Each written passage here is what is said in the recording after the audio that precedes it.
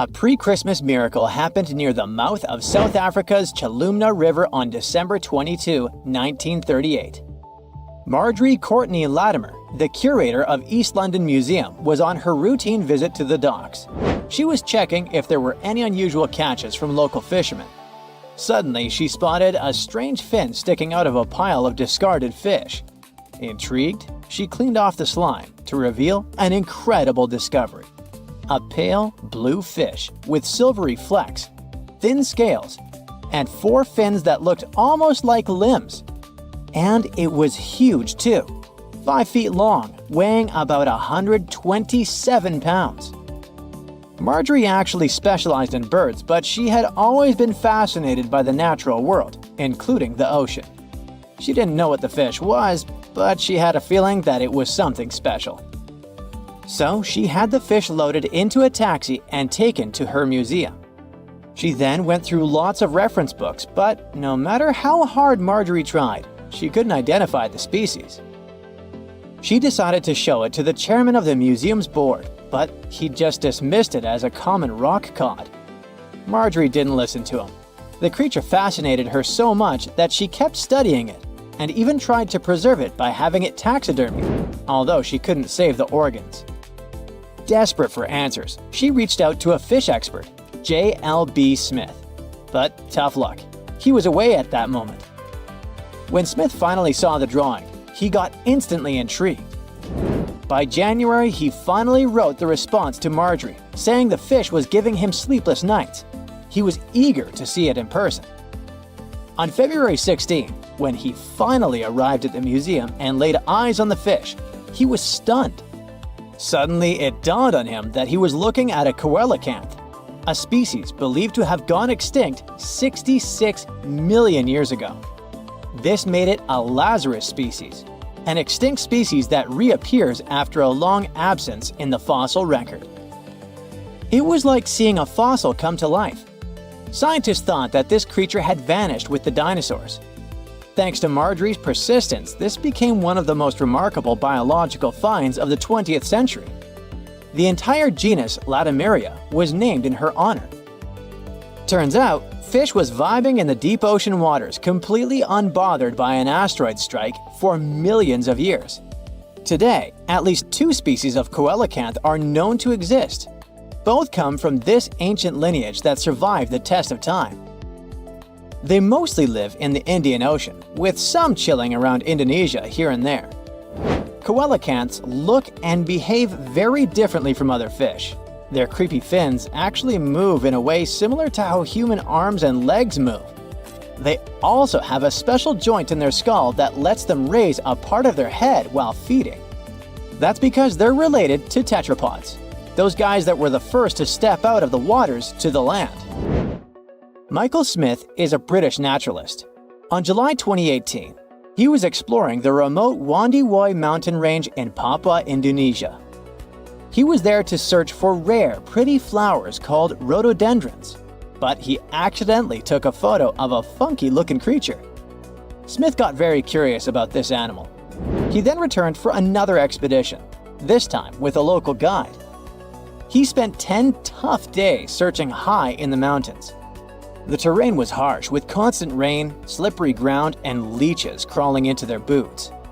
When they were already exhausted and close to giving up, the miracle happened. The team finally spotted and snapped a picture of the animal. This cute thing turned out to be the Wondiwoi tree kangaroo, the one thought to be extinct for 90 years. The first time it was discovered was 1928. It's a sad story. A biologist spotted it while studying the area, and this was the first and the last time we saw that animal. But as it turned out, it wasn't extinct at all. It's just a very elusive and sneaky creature. This marsupial lives in small, isolated, steep and misty forests. Very few people venture there, all because of the reasons we mentioned: the rugged terrain, dense bamboo thickets, lack of water. Even the local hunters had never seen one. They're super cute with their round face, reddish fur, and appearance that looks like a mix of a monkey and a bear. It's a weird type of kangaroo that jumps on the trees, not the land.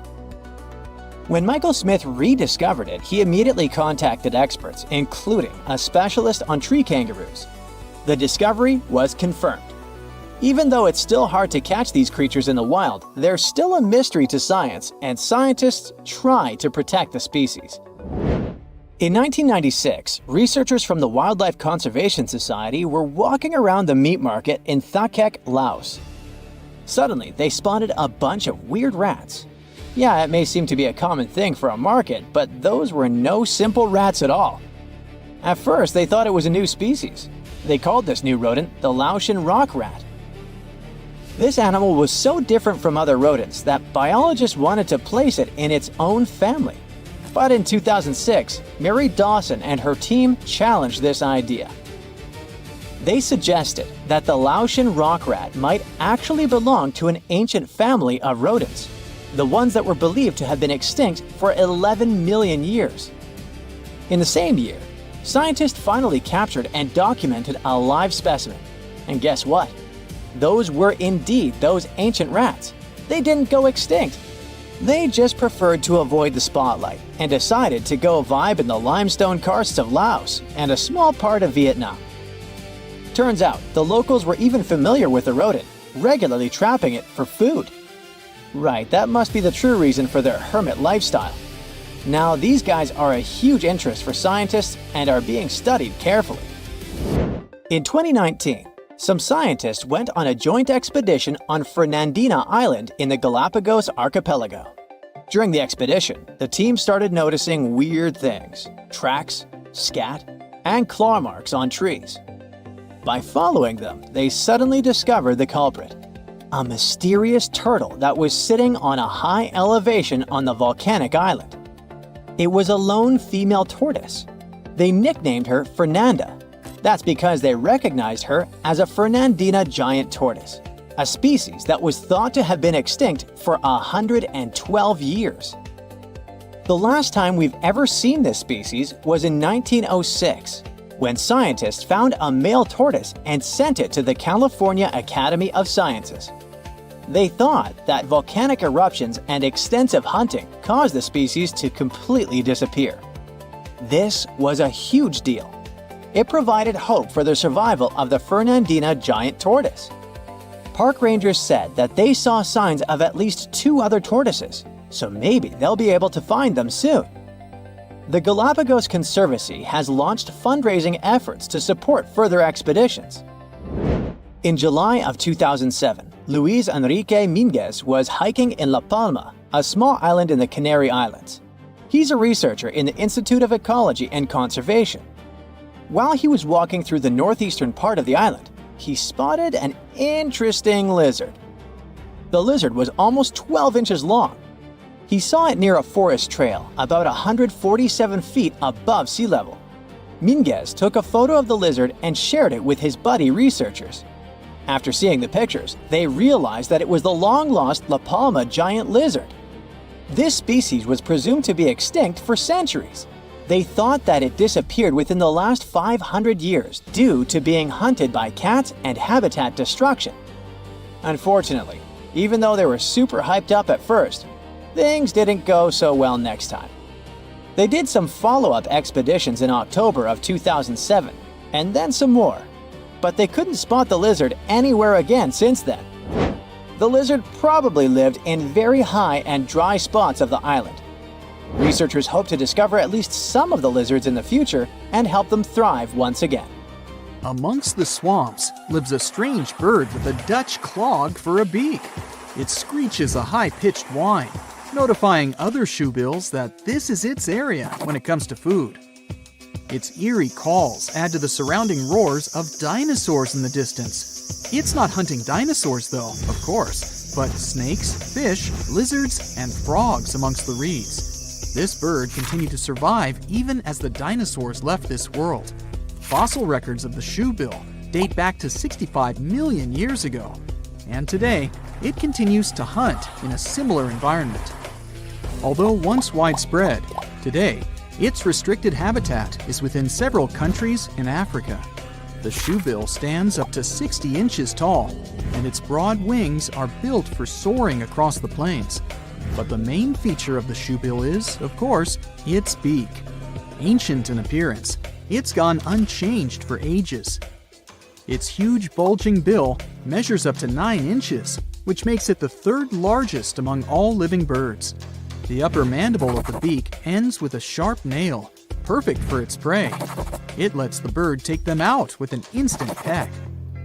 With a wide range of food at its disposal, it's known as one of the most terrifying birds. Its hunting behavior is still as effective as it was millions of years ago, which has made its survival possible. It feeds mainly on aquatic animals, fish, frogs, lizards, and even small crocodiles. So there's always been plenty of options at its own all-you-can-eat buffet. Surprisingly, their relationship with humans is a pretty chill one. That's why they're so popular among birdwatchers. This cool guy is just standing idle, staring down the lens, as if to say, "I've seen a lot worse than you."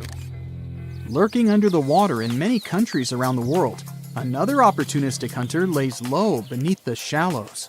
Meet the saltwater crocodile. With an appearance that just straight up tells you it's ancient.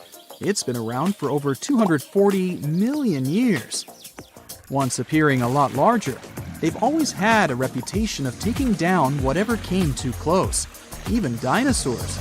They survived many catastrophic events and have continued to adapt to each of them. As they continue to evolve, they've become the ultimate survivalists as we know them today. Still, they sit within their territory, waiting for anything to enter, even humans. They grow up to 20 feet and have a powerful bite that's stronger than any other animal. 30 times stronger than your bite, just saying.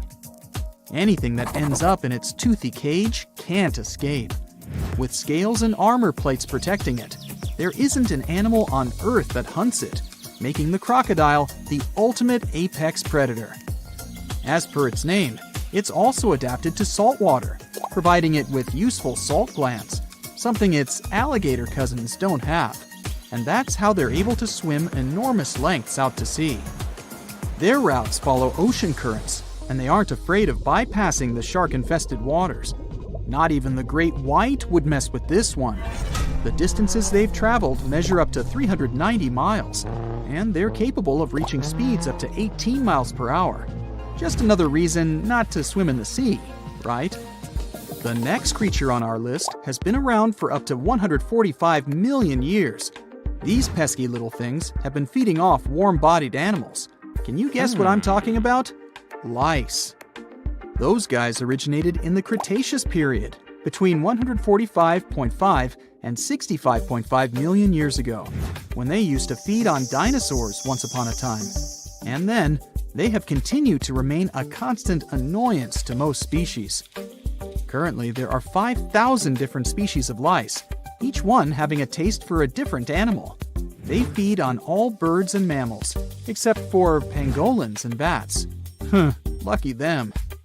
They are an obligate parasite, which means they cannot live unless they live off another life form.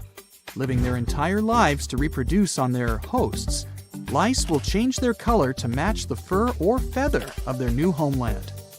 But how do you get lice as a human? Well, it's purely by luck or bad luck. They usually choose to leave when their original host has passed on. They seek a free flight from a nearby fly, grabbing onto its legs and hitching a ride to the new homeland. Within 4 small islands in Indonesia lives a powerful beast, a reminder of the megafauna period. Meet the Komodo dragon. Reaching a length up to 10 feet, it's a master ambusher. Its hunting method involves tracking down prey, then injecting venom into it. As the prey escapes, it will track it down as it slowly tires and then feeds on it. And that's how it's managed to survive for millions of years. But it has strangely disappeared from other parts of the world. These islands weren't always its home, and it's only been here for the past 4 million years. Originally, the dragon's ancestors came from Asia, but migrated south to Australia 40 million years ago. And with a great range and variety of food, that's where they grew to their massive size. Then, some 25 million years later, A collision with continental land masses occurred between Australia and Southeast Asia. Taking the opportunity, they spread even further, as far as East Timor. As the islands became separated, the Komodo dragons continued to flourish in their new lands. Without any competition, they could maintain their normal hunting methods. Unfortunately, in Australia, they all eventually disappeared due to competition from humans. Another ancient species is really intriguing, not only because of its appearance. Let me introduce it to you, the coelacanths. Scientists found the only evidence of their existence in their fossils. It made us believe they disappeared 410 million years ago. So, you could imagine the surprise when they were discovered in 1938, idly swimming along the east coast of South Africa. It's truly a fossil that's come back to life. It gave us a great opportunity to not only further understand this species, but to answer many questions about some of its relatives. Growing up to 6.5 feet, they have a lifespan of up to 100 years. But what's strange is they have 8 fins. They're the oldest known living member of the lobe-finned fish. They are so ancient that they're more related to amphibians, reptiles, birds, and even mammals than to the ray-finned fish we know. Armored with strong cosmoid scales and with a hinge on their jaw that allows them to open their mouth very wide, they are truly ancient-looking creatures. But they did evolve slightly differently than their ancestors, although they still look the same. They once lived in much shallower waters and originally used lungs to breathe. After the dinosaur age, they had to move into deeper waters to feed and gradually upgraded their lungs to gills. And it was this new ability that ensured their survival. Let's go even further back to 480 million years ago. You wouldn't think that anything that existed back then could possibly still be alive today. But the horseshoe crab is not only still on this planet, it's almost identical to its ancestors. Its whole body is protected by a thick plate with spikes pointing outwards. It has 10 eyes scattered around its body. 2 are used for finding mates, and the remaining 8 act as light receptors. There is also a long tail. Although it looks menacing, its only use is to simply help flip itself back the right way up if it gets knocked over. Its design is so effective that whatever constant changes the planet has provided, it survived. Although they look like they could be related to a lobster, they're actually closer to spiders and scorpions than crabs or crustaceans. With a healthy diet of clams, crustaceans, and worms, they find enough to eat along the coasts of the Atlantic, Pacific, and Indian Oceans. They also feed on algae, so it makes sense why they manage to survive many food shortages caused by world events. With all the traits of the horseshoe crab, who knows, it might even outlive humans. Well, here's to the next 480 million years. Wait, don't tell me that life on Earth has bubbled for about 3.5 billion years, and the biggest creature we got is the blue whale? I mean, not bad, but that doesn't sound nearly as fun as those cool giant creatures you get to see in movies. Yeah, you recognize the iconic roar here. It appeared on TV, in comic books, in video games, and in cinema. I mean, come on. It even got its own star on the Hollywood Walk of Fame on its 50th birthday. So, what would it take to get good old Godzilla from the TV screen to our streets? And we're talking about the beast that's really gigantic. In the original film from 1954, Godzilla was thought to be 164 feet tall. This was the perfect height for the monster to just peer over the biggest buildings in Tokyo at the time. But as further movies came, Godzilla became bigger and bigger. In theory, this would be the biggest animal that could exist and not end up crushed by the gravitational field of our planet. Even if we're talking about some tiny Godzilla of, let's say, 14,000 tons. To take the gravitational force of our planet and carry such weight, Godzilla must have some incredibly strong bones. And as an object gets bigger, its volume will actually increase faster than its surface area. Okay, wait, let's start small. So, cells are the building blocks of life, and they come in all shapes and sizes. But the thing is, cells have a problem when they try to grow too big. As they grow, their surface area, the outside, doesn't keep up with their volume, which means the inside. It's like having a big mouth but a tiny stomach. You can't digest all the food you want to eat. Why haven't I learned that already? Especially when I open my fridge for a midnight snack. So, if cells get too big, they can't get enough nutrients in and waste out fast enough. It would be like living in a very big house, but with just one tiny door to go in and out. Plus, that's not their only problem. Cells also need to be able to divide and replicate, and this task gets tricky as they get bigger. They need this thing called microtubules for that. It's sort of like a skeleton that gives them structure. But don't worry, evolution is a foxy little thing. There are some cells out there, like a specific type of invasive algae, that have found ways to break the rules and get really big. And they don't even need to divide to do that. This algae could pass as an aquatic fern that has fronds up to 31 inches long. But what you're looking at is just one big cell. It has multiple nuclei, though, which are like the control centers of cells. Plus, there are even some bacteria that are living in a symbiotic relationship with the organism, which means they help each other out when necessary. It's like having a bunch of different rooms inside one big house, with some roommates living there that help around from time to time. Then there's a monster alga known as the sailor's eyeball, which is like a giant ball of green slime. It can grow up to 2 inches in diameter, but is also considered to be just a single cell. My personal favorite would be this one. Again, we're talking about a single cell, but check out its stem and cap. It looks like a tiny little umbrella. It can grow up to 4 inches tall, which is definitely not bad for a single cell.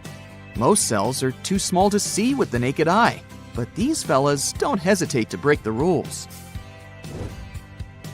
Now, when it comes to animals getting really big, there's a limit to their size. It's like trying to build a really tall tower.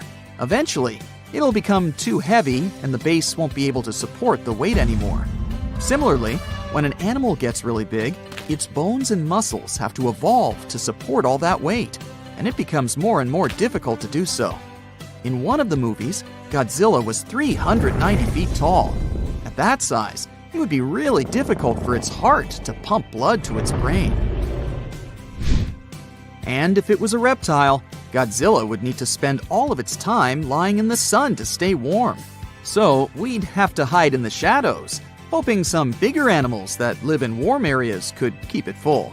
If Godzilla was a mammal, though, it would generate too much body heat and end up cooking itself. The biggest land animals we know of were sauropods, a type of dinosaur with a really long neck and tail. They could grow up to 131 feet long and weigh up to 70 tons, which could be as heavy as 10 elephants. Evolution was pretty efficient when it had to come up with its body plan. Sauropods ate plants. They had a smart way of eating that allowed them to stay in one spot and still find enough food. They could move their long necks around to reach plants, so they didn't have to walk around too much or waste too much energy. Yeah, my kind of folks. That's impressive, but let's get realistic. Not many giant animals are happy to eat salad for dinner. If you had a giant beast such as Godzilla, you can expect it to go after its prey. And that becomes too hard for its body to support all that weight and perform all the necessary activities. The largest meat-eating dinosaurs were still pretty big, but not as big as the sauropods. The biggest one we know of is a fella called Spinosaurus, which was about 50 feet long. It managed to survive by eating fish and some other creatures that lived in the water. It would be so cool to have Godzilla in real life, if you have some safe basement where it won't find you, of course. But it's not likely some animal could really get bigger than our beloved sauropod. At least, not without running into some serious physical limitations. And have you ever wondered how big a plant could get? It turns out some trees have already reached amazing heights, such as the General Sherman, the largest living tree on the planet. It's more than 275 feet tall, and has nearly 53,000 cubic feet of wood. It's gigantic, but still a little bit smaller than the Lindsay Creek French tree, the biggest tree ever recorded. It was a coast redwood 390 feet tall and had a volume of more than 90,000 cubic feet, which is as big as some skyscrapers. But it ain't easy for plants to get big either. When they're tall, it's tricky for them to get water from the roots to the leaves. Redwoods have a couple of tricks up their sleeves, though. For example, they absorb moisture from fog through their leaves. Plus, they have a wide base that gives them more support. If we want to build taller buildings, we also need to think about the challenges plants face, like how to build a good base that will support the structure and transport water and nutrients. If we're not just looking for height, we can take a peek at other massive organisms on our home planet, such as Pando. This is a male aspen forest in Utah that covers 107 acres and is basically one giant organism. It weighs almost 6,000 tons and is one of the biggest organisms on Earth. Perfect salad bowl for Godzilla. I mean, plants aren't the only organisms that can grow to massive sizes. There are fungi, like the honey mushroom, that can grow into a network of tiny threads called hyphae. They tend to spread out over big areas, and it's like a pretty big underground web, connecting everything together. One specimen in Michigan covers 90 acres and weighs about 400 tons. Now that's a lot of mushrooms. Now, one of the most common animal myths is that mice love cheese. It popped out a long time ago, probably as early as when people started storing food. Since mice are regular visitors to human homes, they were constantly looking for food they could eat. People used to store grains in glass jars. They also kept their meat hanging up high. But they'd lay the cheese on the shelf, which was an easy target for all the unwelcome pantry visitors like mice. So they ate it because they couldn't reach anything better. But a mouse will definitely more likely go after chocolate or some other sweet thing than the cheese. Who can blame them? Now, flamingos don't really stand in the water on one leg so they wouldn't get cold. This is just a simple way for them to spare the effort. It's exhausting for us humans to stand on one leg, but for them, this is the most stable position possible considering their peculiar anatomy. This pose doesn't require any muscular work. Now I'm jealous. One of the most widespread and oldest myths out there is that ostriches hide their heads in the ground every time they're scared. A long time ago, researchers thought ostriches weren't very smart because they bury their heads in the ground without being aware the rest of their large bodies are still out there, where everyone can see them. In fact, ostriches do it when they want to swallow sand and pebbles to boost their digestion or just turn over the eggs they lay in their nests. And even then, they technically don't bury their head, but put it near the ground. Otherwise, with its head in the sand, the poor thing wouldn't be able to breathe. No reason to think of an ostrich as a frightened bird. Like some other animals, it will flee if it senses there's a danger coming. And in some situations, it'll fight back and defend itself. And that's one angry bird. What do you think is the largest thing a blue whale can swallow? Well, we're talking about the biggest animal ever known to have lived on our planet. It can grow up to 100 feet long with a weight of 200 tons. Its heart is as big as a car, and its tongue can weigh as much as an average elephant. It's easy to imagine a blue whale swallowing cars, people, and even small ships, perhaps. But it's all wrong. The largest thing it can actually swallow is a grapefruit. Its throat can take the size of a small salad plate. Whales feed on small fish, plankton, and marine crustaceans, so they don't need a bigger throat. But we wouldn't be able to survive the juices inside a blue whale's stomach anyway. It would finish us within 15 seconds, similar to how long we'd last in space without a spacesuit. So don't try this. Camels don't store water in their humps. We're talking about animals with extraordinary resistance to some pretty extreme conditions. They can survive even when drinking water only every 8 to 10 days. But not because they have a secret stash on their back. It's because, when they have a chance to drink, they will swallow 50 gallons of water at one sitting. They mostly use it to replenish 30% of their total body weight. an amount they can lose by dehydration. So, they lose a lot of water but quickly regain it. Their humps are where they deposit fat, but it's not for producing water. The oxygen camels would need to inhale would cause them to lose too much water because it would evaporate through their lungs. That's why they use fat as a nutritional source for energy. This helps them survive in arid regions and times of scarcity. Now, it's a myth that anteaters vacuum ants using their noses. They don't go around looking for ants and hoovering them through their long snouts. Anteaters have very long tongues. Giant anteaters have tongues that go up to 2 feet long. It's the shape of a strand of spaghetti and covered in spiny hooks and sticky saliva that traps ants, up to 160 times in a minute, which means they eat up to 20,000 insects in a single day. That's a lot of bugs. They open anthills using their claws and then do the rest of the work with the tongue. They don't have teeth, so they only swallow all the insects they catch. Movies might have given you a false sense of security when it comes to dinos. Nope, standing very, very still couldn't save you from a raging T-Rex coming after you. It's a myth. The Dino King had bad vision. These beasts may have seen better than modern-day raptors. They had excellent depth perception, something present in today's animals such as eagles and hawks. Even if, by some miracle, the Dino King can't see you or thinks you're just a small tree or some other object because you're standing so still, they had a pretty good sense of smell. So, the better option would be to run because the T-Rex is not as fast as scientists used to think, up to 33 miles per hour. Considering their anatomy, they could move at a speed of 12 miles per hour. Anything faster than that would have caused serious bone damage. But this didn't stop them from ruling the animal world because there were plenty of dinosaurs way slower than them, so they didn't have to worry about food. Another misconception states that owls can spin their heads, neither more nor less than 360 degrees. Their head spinning does have its limit, 270 degrees in one direction. Since they can turn 270 degrees to the left and right, owls have a 540-degree range of motion. Don't worry, if you touch a butterfly's wings, the animal won't lose its ability to fly. It will survive, despite the common myth that says the opposite. Butterfly wings have scales. When you touch them, some scales might shed off, but it's not a bad thing, because they shed off naturally too. Because of sheddable scales, they can escape more easily if they get stuck and trapped in spider webs. Now, the next myth has inspired many movies, books, and TV series scenarios, but no, wolves don't howl at the moon. They typically howl at night, true, but because that's the period of time when they're most active.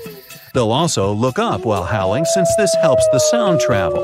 That way, other wolves will hear them from around 6 to 7 miles away. And that's why they howl in the first place, to communicate with each other. They make specific sounds for a certain situation. For example, to help a wolf that lost its pack find its way home.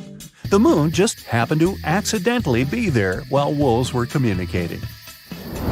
Okay, giraffes only need 30 minutes of sleep a day. That's another myth. They sleep about 4.5 hours daily. It's not that unusual for animal species that are most active during daylight. Studies also showed giraffes usually lay down to sleep for less than 11 minutes at a time.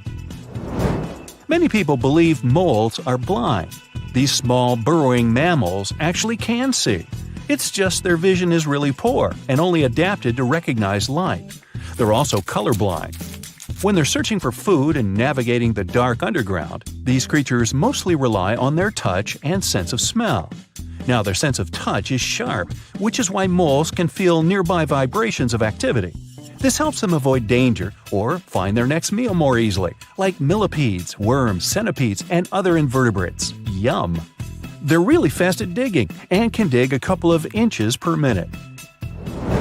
In the winter, animals hibernate not because it's too cold for them to be outside, but because there isn't enough food during that period. When an animal is in hibernation, its heart rate, body temperature, breathing, and other metabolic activities slow down significantly. That's how they conserve energy.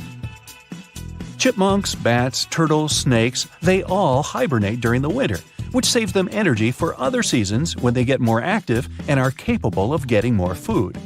I'd say bears too, but they're not the true hibernators. If you try waking one up during the winter when you believe the animal is sleeping, you might end up having a bad time. Now, they do slow down, which means they sleep for extended periods of time.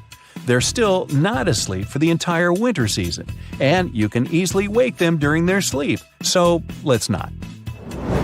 Now, don't believe myths. Earwigs won't lay eggs in your ears. Yup, despite their name, they're not that interested in your ears. Well, at least there's no evidence they'd want to go there.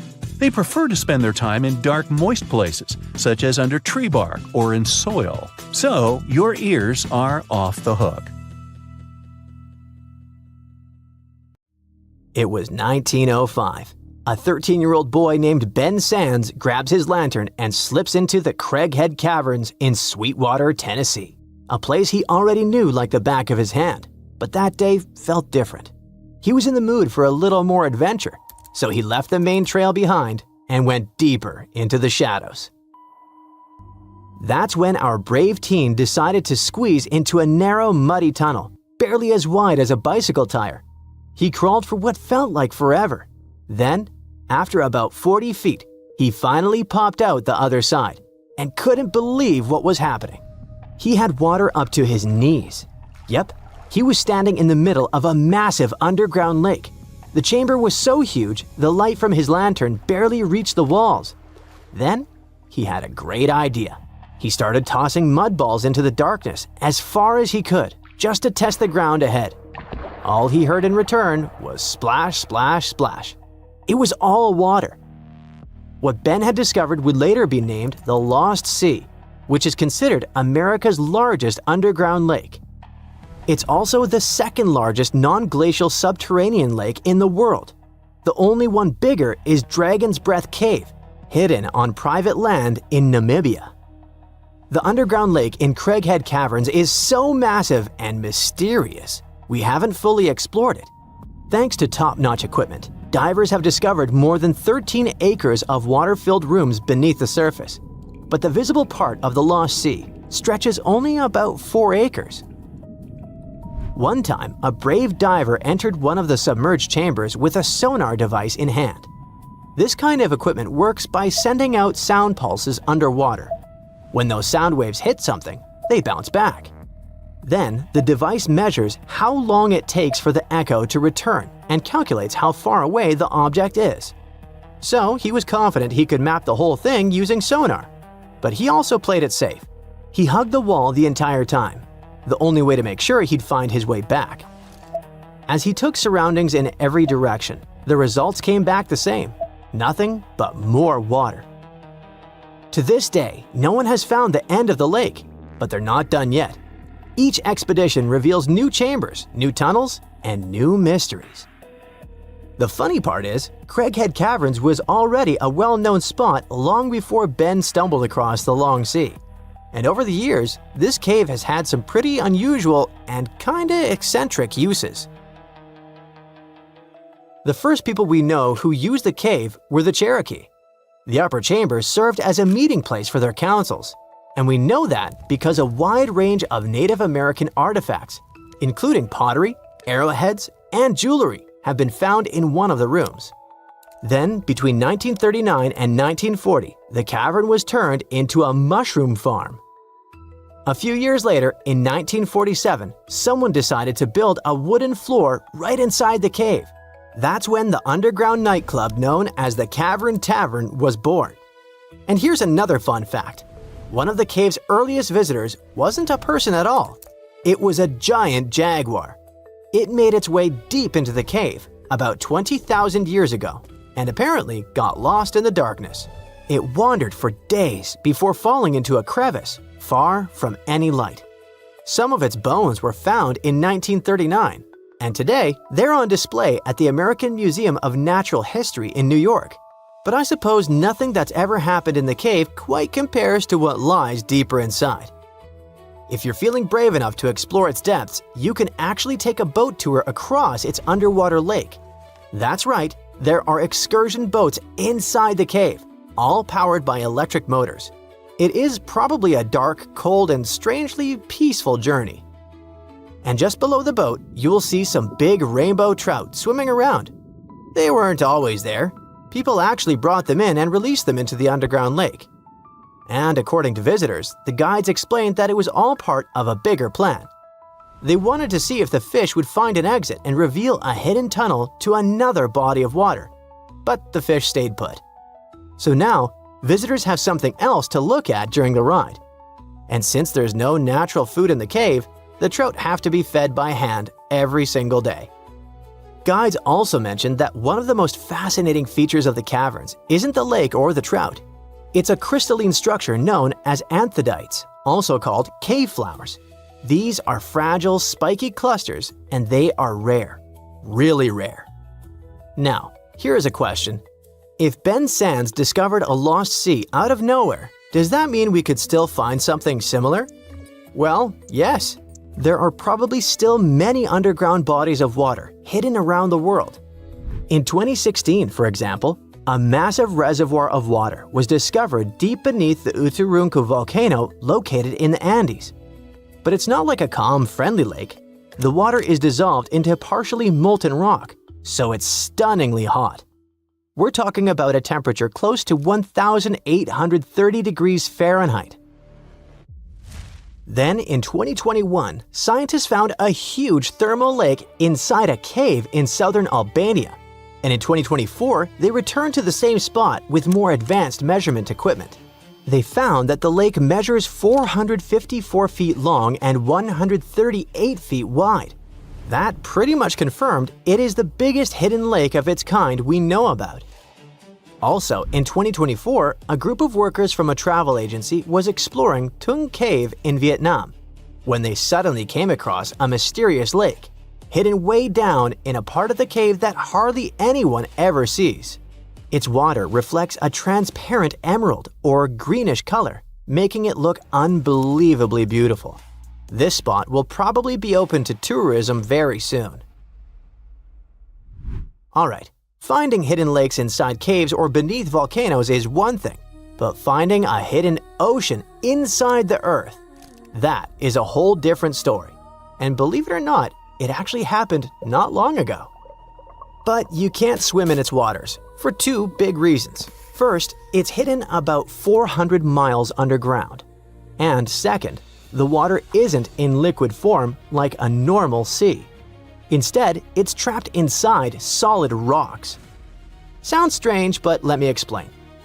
Back in 2014, researchers found deep pockets of magma located around 400 miles beneath North America. And that's a pretty strong sign there's water down there. But how? Down there, scientists discovered a mineral called ringwoodite, which only forms under extremely high pressure, the kind you would find deep within the Earth's mantle. And inside the structure of ringwoodite, they found water, not in puddles or pools, but trapped inside the mineral itself. Ringwoodite acts like a sponge, holding water within its crystal structure. And when scientists ran the numbers, they realized something staggering. The amount of water trapped in this mineral could be 3 times greater than all the oceans on Earth combined. And that is huge.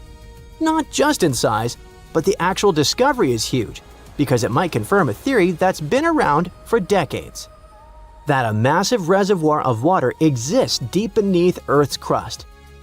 Geologists believe this deep reservoir plays a key role in Earth's water cycle. It might be responsible for volcanic activity, the movement of tectonic plates, and even how water first appeared on the planet's surface. Instead of arriving on comets or asteroids, Earth's water might have always been here, slowly seeping out over billions of years from deep underground. Dinosaurs, big ancient bugs, creepy spiders, and scary insects are all cute animals compared to the monsters that lived on Earth about 500 million years ago. For example, here's a creature that swam in the water like a stingray and had 3 eyes. Its mouth was like a pencil sharpener. 2 long claws with forked tips like pincers protruded from its head, and its gills were somewhere in the back. This is not a thing from a sci-fi movie. This is Mosura. Its remains are preserved in excellent condition. Let's look at it more closely and study other similar monsters. The Cambrian Explosion. Remember this name. This period is also called the Biological Big Bang. the time when a huge number of different living creatures began to appear in the ocean, large, small, and tiny. The ancestors of almost all modern animal groups were most likely born during the Cambrian explosion, which lasted from 541 to 485 million years ago. It was a time when the first truly effective and terrifying predators appeared on Earth. One of them was Mosura. It's only the size of an index finger, but you would never want to meet such a creature while swimming in the sea. It's scary to imagine what it could do with its pencil sharpener-shaped mouth. And you probably wouldn't be able to hide from it because, come on, it had 2 eyes on the sides and 1 big eye on its forehead. Mosura belonged to a group of arthropods. Scientists called it a sea moth since it reminded them of a moth. This thing used a flap-like apparatus similar to wings to float in the water like a stingray. This monster was quite creepy, but its appearance may seem familiar because it's a distant relative of modern spiders, crabs, centipedes, and moths. Scientists found several 506 million-year-old Mosura fossils, but unlike many other similar finds, these ones have been preserved in excellent condition. The found fossils showed sharp claws, a toothy jaw, and large gills in the tail section. Some parts of the fossil were so clear that they revealed the details of the creature's internal anatomy, including parts of its nervous and circulatory systems and digestive tract. It had jointed limbs like those of modern insects and crustaceans. When this monster swam in the sea, it probably grabbed its prey with long spiked claws sticking out of its head. Many Mosura relatives have claws covered with multiple spikes, which help them grab food. But that ancient creature had smooth claws forked at the tips. That is, it grabbed the prey with those tongs, using them like chopsticks, and then brought it to its mouth. Of course, this is an assumption, and nobody saw how this creature actually did it. Unlike many other similar animals, Mosura's posterior segmented body was studded with gills. Scientists don't know why this was necessary, but they assume that such an unusual breathing system helped to adapt to an environment with low oxygen content. Perhaps Mosura led a very active reproductive lifestyle that required high oxygen consumption. Creepy, dangerous, and reproducing fast. An excellent set of qualities for one of the most dangerous predators of antiquity. But what did Mosura eat? It probably caught different types of worms and small arthropods. It's nice to think that this monster lived so long ago and was so small. But what if this creature was the size of a shark and was swimming in the ocean these days? Perhaps it would become a dominant dweller and people would swim much less along the coast. Mosura lived in the water but was discovered in the Burgess Shale Rock Formation in the Canadian Rockies. Many mountains on Earth were once the seabed inhabited by strange creatures. One of them was Opabinia. It had 5 eyes, a mouth facing backward, a long trunk and claws instead of a nose. Wait, what? It's too strange even for science fiction, even for outer space. In its eccentricity, Opabinia was perhaps the loneliest creature on Earth. Scientists couldn't find another species that would be similar to this individual until recently. Meet Utaurora. It seems to belong to the same species as Opabinia. Its inch-long body was divided into 14 to 15 furrows. Each of them ended in a pointed flap. Opabinia had the same body, but it's unlikely that both monsters were friends. The difference between their timelines was several million years. It's hard to imagine why these monsters needed such strange body structures. Why haven't modern filmmakers used the design of those animals to create cool space monsters yet? Okay, they were creepy creatures, but what about weird and kinda useless ones?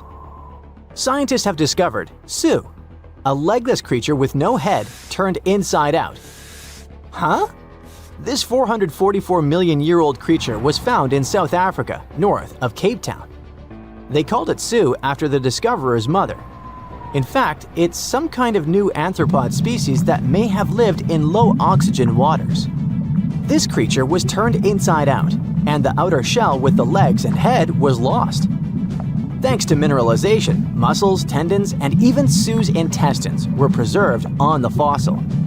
It's a great success to find such detailed remains of an ancient creature. However, scientists still can't determine the evolutionary history of this species. They're sure that it was a primitive marine arthropod. Okay, we can see that 500 million years ago, Earth was filled with creepy monsters, which fortunately are now extinct. But what about trees? Were they the same as we see now? Or was there something else? Something creepy? Oh yeah. Scientists have discovered a new kind of living organism similar to a tree or a mushroom. It was gigantic and had a very minimalistic design. Meet the Prototaxites. It's basically just a big stick with a round end poking out of the ground. It was smooth, didn't have the usual tree bark, and looked more like a mushroom without a cap. But scientists have recently found out that it wasn't a mushroom at all. Prototaxites probably belonged to a previously unknown branch of life. Prototaxites is considered to be the first giant organism in the history of the planet that lived on land. It existed about 420 to 375 million years ago during the Devonian period. It was the time when plants began to spread across dry land, forming large forests. Over time, they began to grow leaves and form roots in the ground. Then, the first seed plants appeared. The real colonization of land began. The first arthropods, such as centipedes, arachnids, and other unpleasant creatures, began to walk among those forests. Meanwhile, the water was filled with a huge biodiversity. There was a giant supercontinent on the planet, and smaller parts began to break off it. During this period, Prototaxites towered over the land. Some of these things reached 26 feet high and 3 feet wide. It's like a 3-story house and as thick as a palm tree. But what was it? A plant? A mushroom? Algae, perhaps? Scientists discovered them in the middle of the 19th century, but only in 2007 did they conduct chemical analysis. Research showed that it was most likely a giant mushroom, but in 2025, scientists refuted this conclusion. It turns out this may have been an unknown life form that existed separately from the kingdom of fungi, animals, plants, and protists. Scientists noticed that the inner part of Prototaxites consisted of a number of tubes. There are similar tubes inside mushrooms, but the tubes of that ancient living thing branched and joined differently. They even had a different chemical composition. The main building block of mushrooms is chitin. But the Prototaxites contained chemicals similar to lignin, a substance found in the bark of trees and other plants. And its anatomy differs from the structure of any other organism known to us. What were they doing on Earth? Just chilled and enjoyed the bloom of life? Did they produce some kind of fruit, like a banana with eyes and claws? Scientists don't know. What if it was something that was brought to Earth from outer space? What if they were flowers planted by another civilization? What do you think? Hold your breath, we're going to the seabed. What do we have here? A lot of fish, octopuses, coral reefs, perfect circles of unknown origin, shrimps, stingrays, sharks. Wait, what? Hold on. What are those perfect circles on the seabed? Wow! Perfectly symmetrical, 67 feet in diameter, with a clear outline. 1, 2, 3, 10, 20. There are so many of them. 1,300 strange rings at the bottom of the Mediterranean Sea. What are they doing there? How did they appear? Try to guess. Traces of an extraterrestrial civilization? The remains of an ancient city? A new kind of sea creature? There's a 99% chance you won't be able to give the correct answer. But here's a little hint. There's a connection between these circles and the Ice Age. It seems that the mystery has become even more complicated. But let's find the answer together. So it all started in 2011. Marine biologists discovered mysterious circles at the bottom of the Mediterranean Sea. And the first question that arose was why no one had noticed them before, given the vast territory these circles occupied. The fact is that a big part of the bottom of the Mediterranean Sea is too shallow and close to the shore. And for this reason, no one is engaged in mining there. At the same time, the bottom is too deep for scuba divers. Thus, the circles were in some kind of blind spot. Let's move on. The circles are approximately the same size with a clear outline and perfect symmetry. But the strangest thing is that there's a dark spot in the center of each of them. Visually, it looks like a fried egg with a yolk in the middle. In 2013, biologists discussed the discovery at a scientific conference and made assumptions about the nature of these circles. Perhaps they were connected to underwater volcanoes that left such strange marks after the eruption.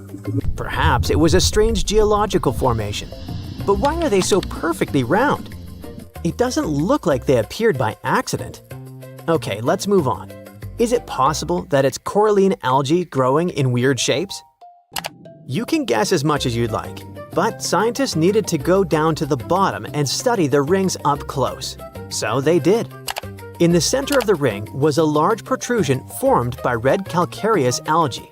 This ledge was several feet high and wide, and there were swaying fan-shaped growths at its top. The strange ledge was surrounded by some kind of pale scree that looked like debris. The black ring itself consisted of rhodoliths, accumulations of hard, rocky algae. Scientists realized that those weren't just circles. They seemed to be alive. Okay, more questions appeared. Let's say it's some kind of strange algae. But why form these circles? What made them this way?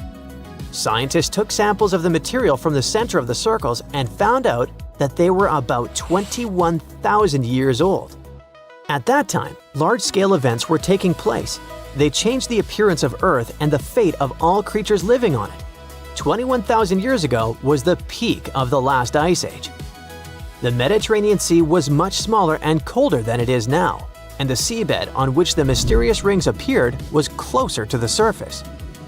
Now it's dark here, but at that time, this place was illuminated by sunlight passing through the water. Scientists also discovered several caves with layers of sedimentary rocks near the circles. In the past, these caves were located above the coastline and were washed by waves, resulting in erosion and the appearance of these empty gaps. Now they're completely underwater. Okay, what does this give us? The cold sea was not too deep during the Ice Age. What's next? Next, the scientists found out the nature of these strange ledges in the middle of the rings. At first glance, they looked very similar to corals, but in fact, they were sediments formed by coralline algae. These photosynthetic organisms created a skeleton of calcium carbonate, and the reason they did it there is that it was a warm place with access to sunlight. In the beginning, these algae were thriving. They expanded outward and formed something similar to domes or large pancakes. Then the Ice Age began to end. The weather became warmer. The water gradually heated up and giant continental glaciers began to melt. A huge amount of melted ice flowed into the Mediterranean Sea. Its level rose, the bottom became deeper, and there was less and less light. The beautiful algae slowly plunged into darkness. Their domes collapsed and left behind those little ledges in the center and pieces of calcium carbonate scattered around. For thousands of years, there was nothing around those algae remains. But where did the big circles come from? After the melting of glaciers, the Mediterranean sea level stabilized about 8,000 years ago. The algae grew new layers in the form of small ledges, those swaying fan-shaped growths. This organism began to develop the pieces of calcium carbonate, and then small pieces began to roll down the ledges. They rolled in different directions, forming those perfect circles. At the moment, this version is the most realistic. Scientists say they have no direct evidence that the mysterious circles appeared this way, but they also have no reason to believe that this version is incorrect. If any of you were hoping that someone or something had deliberately drawn these circles, don't get upset. There are other mysterious circles on the seabed, and this time they were created for an important purpose by one amazing creature. In 1995, divers noticed beautiful circles with a geometric pattern right on the sandy bottom of the shores of Japan. It looked like someone had drawn them on the sand. The circles weren't ancient because otherwise the water would have swept the patterns away. Indeed, soon those drawings were erased, but then new ones appeared. Nobody knew what was going on. Was someone drawing stuff to tease divers? But it turned out to be much cooler. The patterns were supposed to attract females, and this someone who drew them was a small, white-spotted pufferfish. The males of these fish flap their fins on the seabed, swim in different directions, and thus draw amazing patterned circles. They have no art education, and they probably can't think abstractly, but they really want to start a family. These fish are about 5 inches long, but their artworks are about 7 feet in diameter. These little artists try their best, but what happens afterward? The female swims in, looks at the pattern, and gives her score. If she likes the pattern, she's ready to start a family. If she doesn't like the drawing, she dashes away and leaves the poor pufferfish with a broken heart. Nothing much is known about the drawings. Scientists can't get into the fish's brain and find the answers. All we can do is observe. And during long observations, scientists noticed some curious things. Around the center, there are perfectly aligned gaps and patterns. The fish not only draws outlines on the seabed, but also decorates them with fragments of shells. That is, the male tries very hard, like an artist working on their painting. The fish creates this masterpiece within 7 to 9 days. After that, undercurrents wash it away, and the fish has to rebuild it if the female doesn't like this work. But if the female chooses the male, they become a couple. The female lays eggs in the center of these circles. Then she swims away, and the male stays with the eggs for 6 days to protect and care for their offspring. The behavior of these fish is similar to that of bowerbirds, birds that build small huts out of twigs and leave and decorate them with colorful berries and flowers. And all this in order to attract a mate to create offspring. Let's talk about some unusual drawings. You've probably heard about those large geometric patterns on fields made by spacecraft from other galaxies. They're fake. The circles were drawn by people to attract attention. You might also know about cave paintings that our distant ancestors made to express themselves. Awesome! And still, there's nothing unusual about it. But have you ever heard of strange patterns on the seabed? Do you know what's so strange about them and who created them? Scientists know for sure that they weren't drawn by humans. The deeper the water, the less mobile it is. On the surface or in shallow places, constant currents move the water, carrying nutrients and changing the floor's landscape. But at depth, under very high pressure, these currents are slower. If someone paints a picture on the seabed or swims by touching the sand with their body, those footprints will probably remain there for a long time. It's such patterns that help scientists understand how different marine life moves, how it feeds, how it reproduces. In a word, how they live. These patterns may look like winding paths, circles, or small pits for storing food. Marine researchers mostly know the cause of these footprints, but what they found at the bottom of the Fram Strait between Greenland and Svalbard stunned them. They conducted deep-sea surveys of this region. Scientists sent remotely operated vessels into the depths. Using those machines, they took pictures of the seabed and noticed 106 strange octagonal structures. They were quite strange and kind of beautiful. But what animal could leave this pattern? And most importantly, for what purpose? Scientists suggested that those octagonal footprints might show prey handling. That is, some creature did something with its prey and left such patterns. Was it stalking? Or did some animal grab its prey tightly and drag it along the seabed? The scientists wanted to know for sure. Some of the octagons were grouped, others were separated. After analyzing the images, the researchers came to the conclusion that those patterns were left by Dumbo octopuses. These amazing creatures with jelly-like bodies are inkless and have a pair of large lop-eared fins on their heads. Pretty cute creatures. After the scientists found out the nature of the drawings, they began to study the cause. Why did Dumbo octopuses leave these patterns? The researchers observed them and discovered a strange feeding sequence that was repeated in a circle to catch prey. This sequence included spreading, enveloping, retreating, and flapping fins frequently. Look carefully. First, the octopus slowly floats over the seabed. They're extending the tentacles parallel to the ground. Then they spread their webbed tentacles and grasp the ground beneath them to reach the food.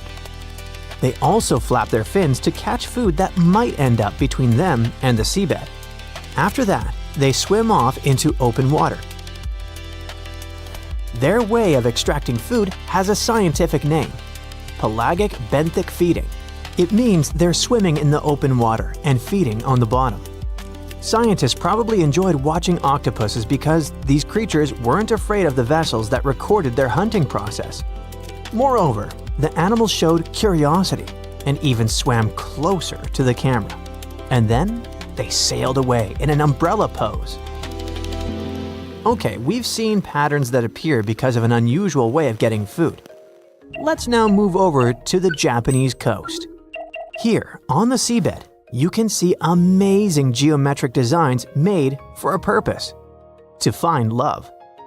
Meet this handsome guy called the pufferfish, also known as fugu. You've probably heard that this fish is poisonous and it's very dangerous to eat it, but you probably didn't know that it painted pictures on the seabed to attract females. A pufferfish male swims above the bottom, flapping its fins on the surface and thus drawing a really beautiful pattern.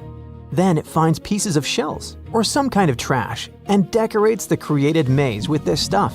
Such a tiny fish the size of a human palm is painting a masterpiece bigger than a round double bed. It works hard to perfect every line, and it's been at it for over a week. But why? To impress the love of its life. If a female pufferfish likes the pattern, then they create a family together. In the middle of this circle, the female lays eggs and then swims away. The male takes care of the eggs until they hatch, but this is an open area. How can a small pufferfish protect its offspring from predators? Well, not only people know about its poisonous properties. The toxin in this fish keeps big predators away, so no one dares to touch it. If the female doesn't like the drawing, it swims away and the poor male is left with a broken heart. The sea current soon washes away the drawing. The fish, after a while, draws a new one and tries to make a family again. But why is it only this fish that draws these patterns? How does its brain work while making this maze? Does it feel aesthetic pleasure creating it?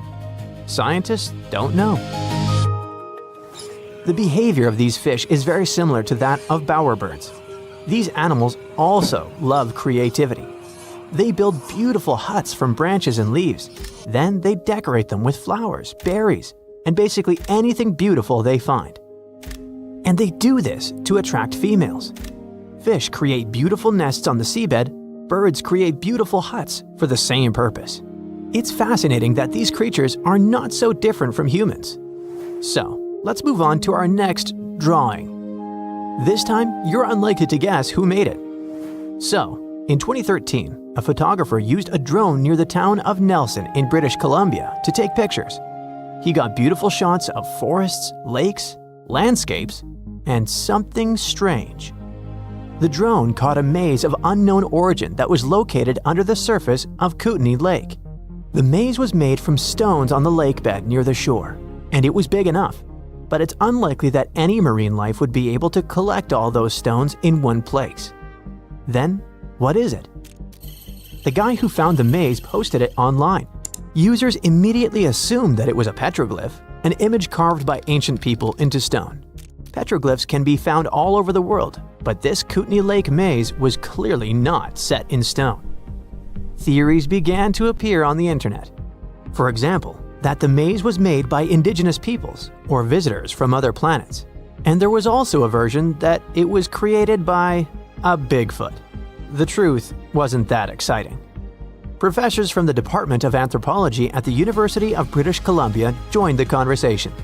The first thing they did was reject the petroglyph theory. Petroglyphs, they said, were images etched or carved into the surface of rocks. And that maze is just stones lying close to each other. Professors suggested the maze was created during low tide, which had occurred recently. Later, another photo appeared with a similar maze, but without water. Obviously, it was done by people who were just bored. Nothing ancient, nothing extraordinary. Here's another example. In the North Caucasus city of Kislovodsk, strange stone towers stand on the shore of a local river. Stones of different sizes and shapes lie on top of each other, forming low towers. They look unnatural. It seems that they're about to fall, but they've been standing there for weeks and even months. Perhaps they're glued to each other, or an iron rod passes through them. In fact, they really stand on top of each other and anyone can easily break the towers. But how is this possible? A local artist with an amazing sense of balance carefully builds these stone sculptures. Slowly and patiently, he finds the perfect angle and position for each stone before stacking it on top of the others. Scientists and geologists are out there in the vast ocean, towing these trusty devices, also known as streamer cables. They drop these cables about 16 to 65 feet deep, with each stretching over 20,000 feet long. Now you can imagine that this whole setup creates quite a commotion underwater, attracting all sorts of curious creatures. And guess who shows up for the party? Sharks. Yep, these toothy pals are drawn to the magnetic fields of the streamer cables and sometimes mistake them for a chewy snack. Now, before you start thinking that sharks have a personal vendetta against these cables, let me tell you something. This is not a new problem. It's been going on since the 1980s. Even big players like Google have faced these underwater cable conundrums. They had to surround these internet cables with a fancy material to protect them from shark teeth. I mean, can you imagine a shark causing a delay in your internet browsing? That's one hungry predator with a serious grudge against technology. So, why exactly are sharks so keen on these cables? Well, no one knows for sure. Some scientists think it's because sharks have a thing for electromagnetic fields and get curious. Others believe they just have a thing for anything cable-shaped. It's not all sharks that cause such problems, but which of them are the troublemakers in this aquatic tale? Well, it depends on the depth of the cables. For example, when it comes to a particular depth, the bull sharks seem to be the mischief makers. These bad boys have solid gray physiques and short snouts. They're like the bullies of the underwater neighborhood, causing trouble wherever they go. Bull sharks are widely found in tropical and warm waters around the world, and they seem to have a knack for seeking out these streamer cables. Now I know what you're thinking. Did these scientists really catch a group of bull sharks and make them bite cables just for science? Nope, they're way too clever for that. Instead, they used a 3D scan of an authentic bull shark jaw to create a computer model. Talk about high tech. They simulated shark attacks on the cables, measuring the impact and compression forces. It turns out that a shark can really do a number on those cables. But here's the kicker. The strength of the cables depends on how fast the shark is swimming when it decides to take a chomp. So if you see a shark cruising by at top speed, you better watch out for those cables. But wait. We can't blame the poor sharks entirely for the fate of these underwater cables. A 2009 report points out that a lot of fish have a considerable history of nibbling on cables. It's like a buffet for these underwater creatures. Barracudas, sharks from shallow and deep waters, and even some other sneaky culprits have been identified as cable biters. They just can't resist sinking their teeth into the cable wrapping, which then lets the power conductor hang out with the seawater. It's a recipe for cable failure. Still curious about the fascinating world of cable installation? Did you know that more than over 90% of international data takes a watery journey? These cables, which are like underwater highways, stretch for hundreds of thousands of miles beneath the ocean's surface, reaching depths as deep as the size of Mount Everest. Now, you might be wondering how these cables are placed. Well, it's not as simple as dropping wires in the water like in the cartoons. In fact, it requires some careful planning and specialized boats called cable layers. These brave boats meticulously run the cables across the flat surfaces of the ocean floor, making sure to steer clear of all obstacles that Mother Nature throws their way. When it comes to cable sizes, the shallow water cables are about as thick as a soda can. On the other hand, deep water cables are way smaller, measuring up to the size of a marker. Why the difference, you ask? Well, it's all about vulnerability. Way down there, 8,000 feet below sea level, there isn't much action going on. Therefore, these deep-sea cables don't need as much shielding wire for protection. They're like the skinny swimmers of the cable world, gliding through the depths with ease. But let's not forget about the installation costs. Brace yourself, because placing a cable across the vast expanse of the ocean is no bargain. We're talking about millions of dollars. Now, the actual price may vary depending on factors like the total length of the cable and its destination.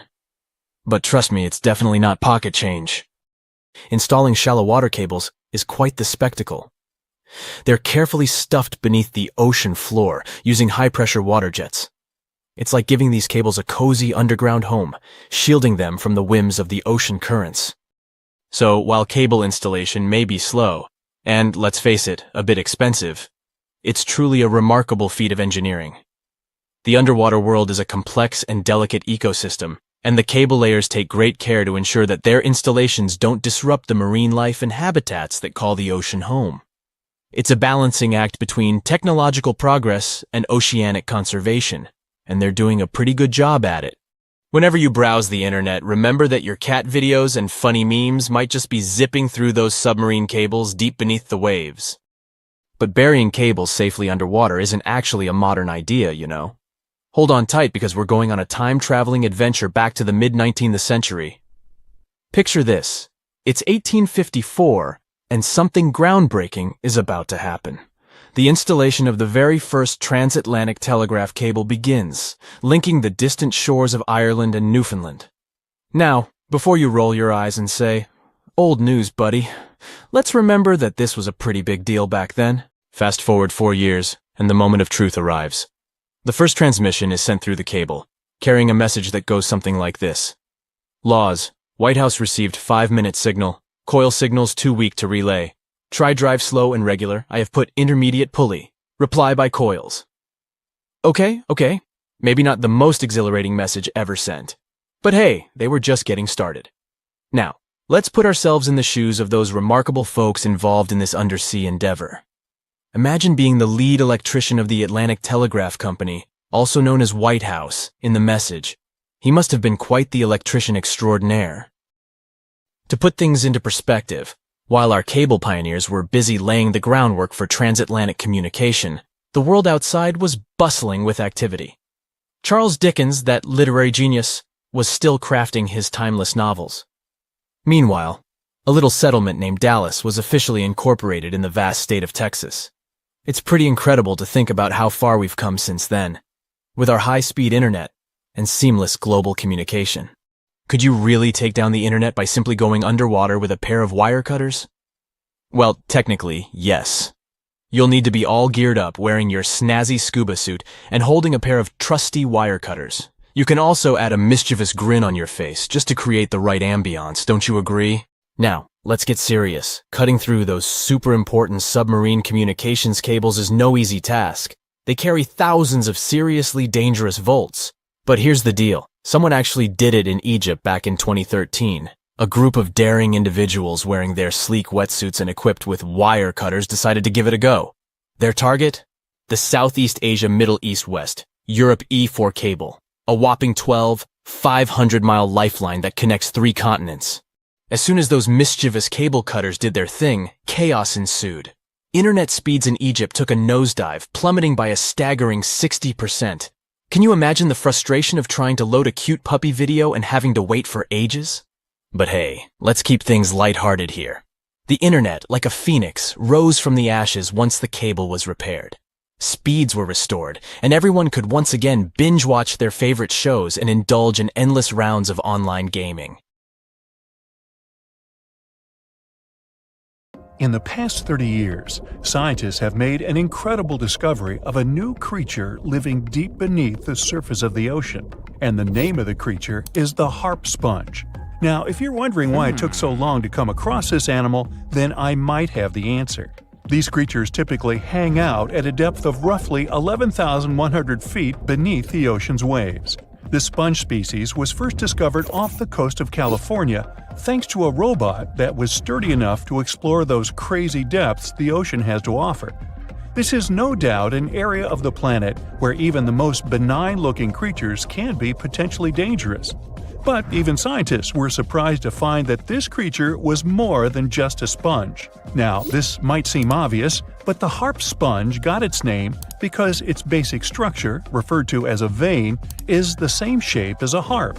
Each vein is made up of a horizontal branch supporting several parallel vertical branches. But don't let the harp sponge's fanciful and amusing appearance or its non-intimidating name fool you. Yeah, the harp sponge is very much a deep-sea hunter. It has a unique ability to capture and envelop small animals using its rhizoids, short, thin fibers. With their help, the harp sponge clings on to the soft, muddy bottom and catches tiny creatures that get swept into its branches by deep-sea currents. Uh-oh. Other sponge creatures often feed by pulling bacteria and bits of organic matter from the seawater and filtering them through their bodies. But not our harp sponge. Instead, it snatches its future meal with minuscule barbed hooks that cover each of the harp sponge's branches. Now, harp sponges prefer tiny crustaceans like crabs, crayfish, shrimps, and prawns. Once the harp sponge has one of them in its clutches, it envelops the animal in a thin membrane before slowly beginning to digest it. So, pal, what's eating you? Oh, Harpo? Too bad. Researchers believe that harp sponges use this method of feeding because there aren't enough nutrients that deep down. This makes traditional filter feeding less effective. Research has shown that the creature is still in the process of evolving. Early harp sponges, researchers found, only had 2 veins, but later, scientists discovered other harp sponges that had 6 veins. The harp sponge might have evolved this elaborate candle holder-like structure to increase its surface area. In general, harp sponges typically grow up to a length of 1 foot, but researchers have seen a creature that was 2 feet in length. The harp sponge is not only very unusual, but also beautiful to look at. See those tiny white balls on top of the branches? Now, why don't we look at some other creatures that live below the photic zone of Earth's oceans? The photic zone means the area beneath the ocean's surface that still receives some sunlight. Thanks to this, there are loads of different creatures and organisms living there. Any animal living beyond this layer qualifies as a deep-sea creature. The Tomopterus worm is a segmented worm you can find in the twilight zone of the ocean. This is the area that lies between 650 and 3,300 feet beneath the surface. These creatures are often no more than 1 inch long, but the largest of them can grow up to 1 foot. While swimming around and feeding, these worms do what researchers describe as an amazing smooth dance. That's because the creatures can swim extremely quickly and maneuver at tight angles with ease. Now, I know most people hear the word worm and think of the common earthworm, so it's quite interesting to know there's a deep-sea worm out there that never leaves the water during its entire life. Similarly, most of us try to avoid jellyfish that either rest on the sand or sit on top of the ocean waves. This isn't the case with a chrysota jelly. That's a deep-sea creature too. This beautiful jellyfish is mostly ruby red, bright orange, or electric purple. That's what helped researchers realize they had found a new species of jellyfish. The creature grows to a maximum size of 1 inch across. It has tentacles that stretch out in every direction. Now, if you come close to this jellyfish, it'll pull all these tentacles in toward its body before rapidly swimming away to avoid danger. Yes, you are dangerous. The chrysota jelly is extremely rare. You won't see it very often. You might need to borrow that deep-sea diving robot I mentioned earlier. While worms and jellyfish might seem quite harmless, this isn't the case with the Pacific viperfish. Ooh. This creature is equipped with a noticeably big mouth, like me, and the needle-like teeth inside are key to its hunting strategy. Pacific viperfish live at around 5,000 feet below the ocean surface, but they're among those numerous marine animals that migrate each night from the ocean depths toward shallower waters to dine. What's on the menu for dinner tonight? Lots of small fish and shrimp. The creature can grow up to 12 inches in length. Its 2 front fangs, which stick up from the fish's bottom jaw past its own eyes, are especially dramatic. When the fish unhinges its jaw, its mouth can open wide enough to engulf smaller animals, and the teeth form a cage to prevent an escape. Now, have you ever seen an underwater creature that looks like a strawberry? Trust me, it does exist. Just look at these dots on the strawberry squid. The creature has a big eye and a smaller one. You might think this unconventional pairing would be awkward and uncomfortable, but it's actually the opposite. The big left eye looks upward. It spots shadows cast by other animals in the dimly lit waters above. The eye's tubular shape helps it collect as much light as possible. On the other side of the squid's head, you can see its right eye. It's small and looks downward. This eye searches for flashes of bioluminescence produced by animals lurking in the darker waters below. Now, bioluminescence means the production and emission of light by living organisms. By the way, the squid has a nickname. And no, it's not Squiggy, although that's a great one. It's known as the cockeyed squid. This is simply due to the remarkable difference in size between its two eyes. I think I like Squiggy better, and so it goes. Since light doesn't reach the deep sea, the strawberry squid's body actually looks black. This helps the creature hide from enemies, such as sharks and dolphins. In general, the strawberry squid grows to a length of 5 inches. It typically lives around 3,000 feet below the surface, but floats to shallower waters at night. Now, the feather star is a marine creature without a backbone, but with feather-like arms that radiate from the center of its body. These creatures first appeared around 200 million years ago. Related to sea stars, they look like a flower, but if you approach them, they'll quickly swim away. But not all feather stars can swim. Many species can only crawl along the bottom of the seafloor. Like some of the other deep-sea creatures we've looked at, the feather star can adapt to its surroundings. It has a creepy ability to shed its arms, the same way some lizards can shed their tails. This also helps them escape from their enemies. Feather stars live all across the globe, from the equator to the poles, from the shallow waters on top of reefs to the deep, deep sea. Now, given that we're dealing with mysterious creatures, the name of this one is quite fitting. The swift vampire squid should be the official symbol of life in the deep sea. The animal has a dark red body, huge blue eyes, and a cloak-like web that stretches between its 8 arms. This, along with its name, may suggest that the creature is some form of a terrifying hunter. In reality, though, the vampire squid is a soft-bodied, timid creature, about the size, shape, and color of a football. It grows to roughly 12 inches in length and lives 3,000 feet below the waves. There's almost no oxygen there, but also relatively few predators. Whew, I think I'll need to decompress from this one. So imagine stumbling upon a creature so huge it could dwarf even the largest known marine animals today. Scientists discovered the fossils of this beast on England's coast and believe it once ruled the waves. The new species was named Ichthyotitan severnensis, but thankfully for me, scientists nicknamed it the little stock monster. Its estimated lengths range from 72 to 85 feet long, almost as big as a blue whale. Megalodon can't even compare to this. It was only about 60 feet long. And what's crazy is that this fossil we found wasn't even an adult, so who knows what their actual size was. The first piece of the little stock monster was discovered in 2016 in the Westbury Formation. Researchers found a 3-foot-long jaw part that belonged to an unknown species. For years, this single fragment had been driving them crazy because they had no idea what that animal was. Then, in 2020, a miracle happened, of sorts. A father with his 11-year-old daughter found the second piece of fossil on a beach. This discovery led to more findings. Finally, in 2022, the last piece of the literal jaw puzzle was found, buried along the Somerset coast. This leviathan belonged to the Shastasaurid family. Both the little stock monster and other Shastasaurids had one ancestor, so all the species in this family are super similar to each other.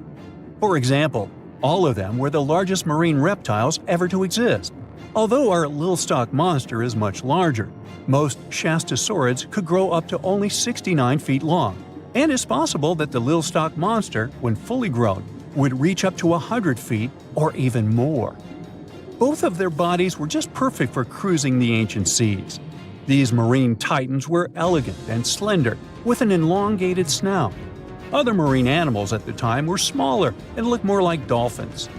Shastasaurids had long paddle-like limbs adapted for efficient swimming.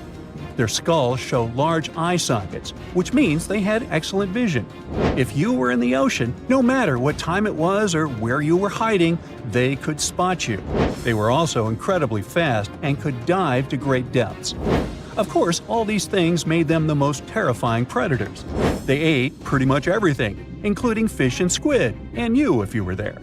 They probably captured their prey like whales, opened their huge mouths, and literally sucked the fish in.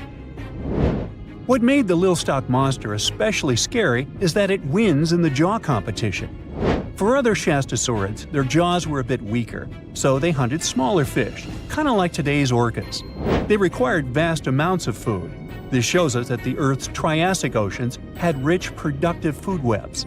But the Lilstock monster has this unique feature. It could open its jaw almost 90 degrees upwards. It also had tons of powerful muscles around. Its jaws were horrifyingly strong.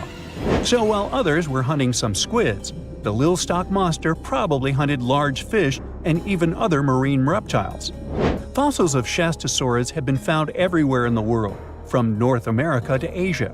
This means that these creatures dominated and terrorized the oceans for millions of years, although even they weren't completely safe from scavengers. And that's exactly why we struggle to find these fossils now. Scavengers didn't leave any remnants of them. So, while we have some fossils of this marine family, they mostly remain a mystery for us. They lived in the oceans about 200 million years ago, in the late Triassic period. The Earth looked completely different back then. All continents were united in one Pangaea, a huge landmass. Some parts of this supercontinent were covered with lush conifer forests, while others were dry deserts and open prairies.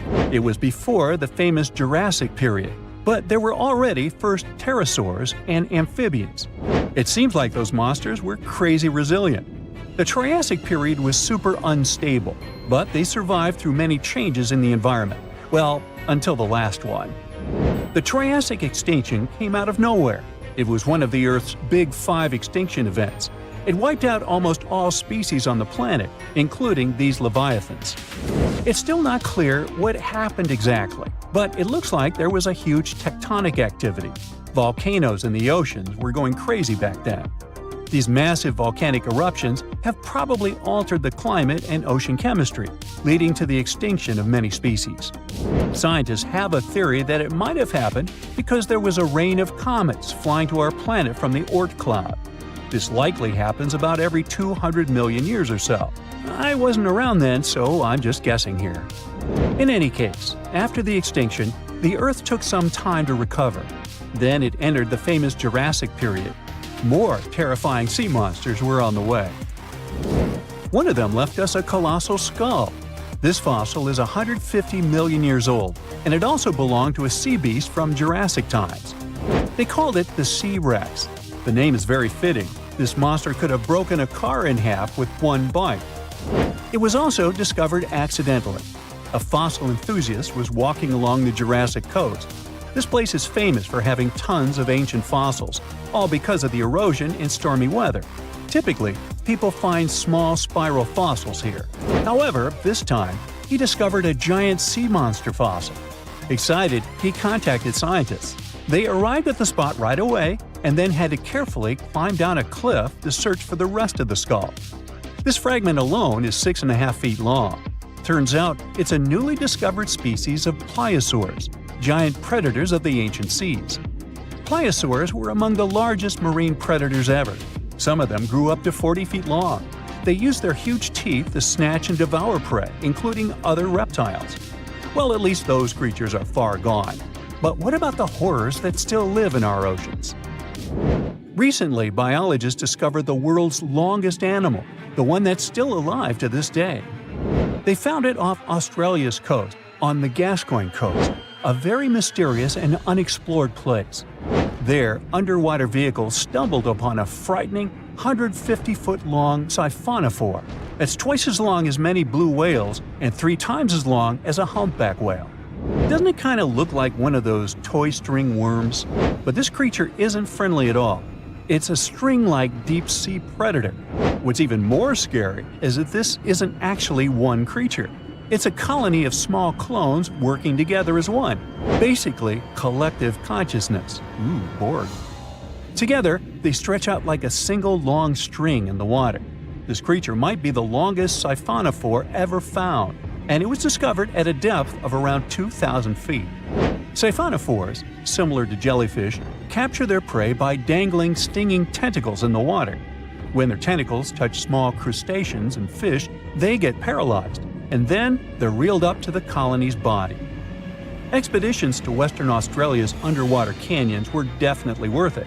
Together with that siphonophore, scientists have discovered up to 30 potential new marine species. Among them were a new octopus or squid, a long-tailed sea cucumber, glass sponges, and giant hyroids, colonies of animals resembling upside-down jellyfish. None of them have been seen before in Australia, but most of them weren't as scary as the one that was recently discovered in the Gulf of Mexico.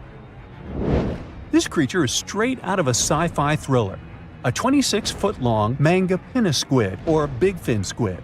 It was discovered near an offshore oil rig at a depth of more than 7,800 feet.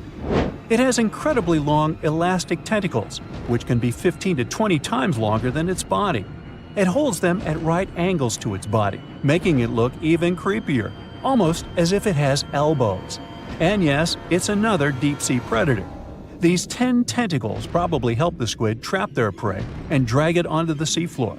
We barely know anything about this extraterrestrial-looking creature because they're very hard to find and study. And if you think their tentacles are awful, just check out these creatures with 20 arms. This thing looks like a facehugger. This new species is lurking in the frozen depths of Antarctica. Experts were searching for cryptic sea animals known as Promachocrinus, or Antarctic feather stars. They're kind of similar to starfish and sea cucumbers, but have an otherworldly appearance and can live up to 6,500 feet below the surface.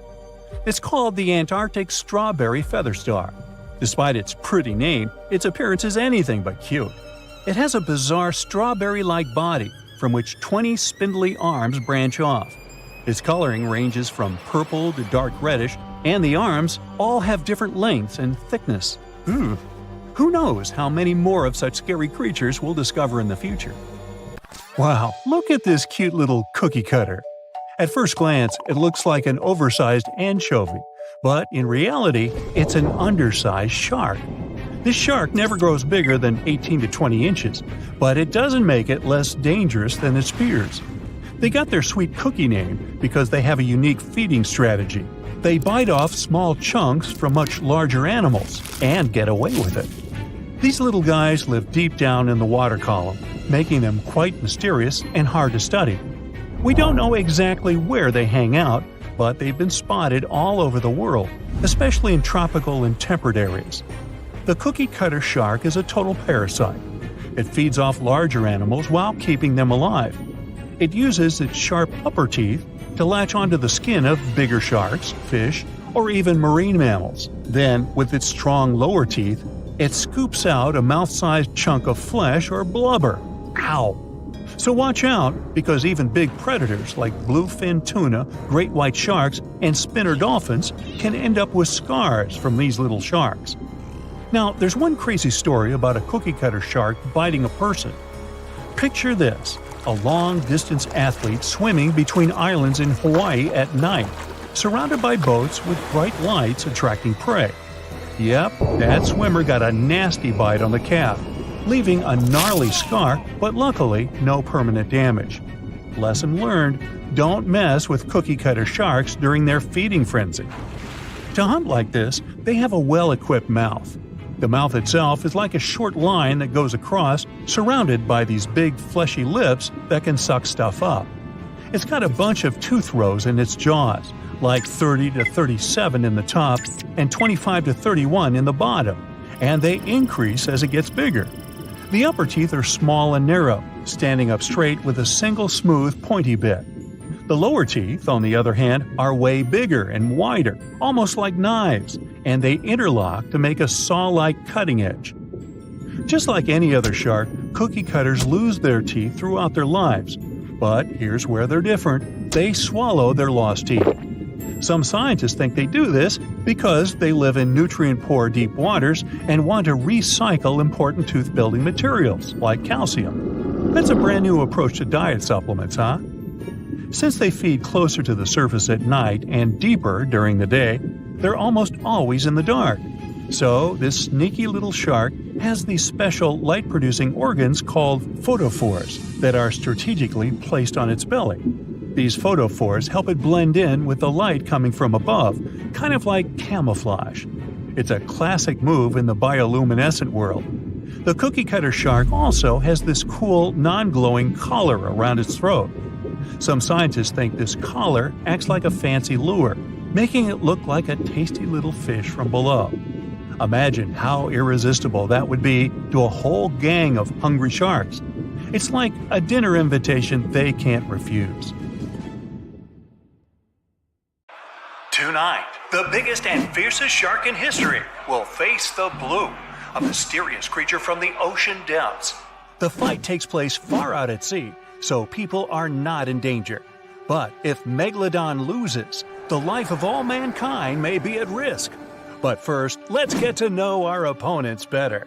Megalodon was an ancient marine predator, a giant shark feared by all aquatic life for millions of years.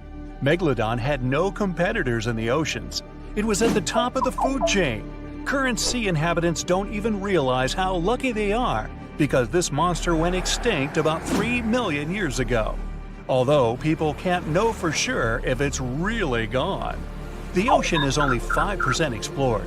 It's possible that somewhere in the depths, Megalodon still terrifies all the fish. And today, the colossal shark will fight against a worthy opponent, the blue.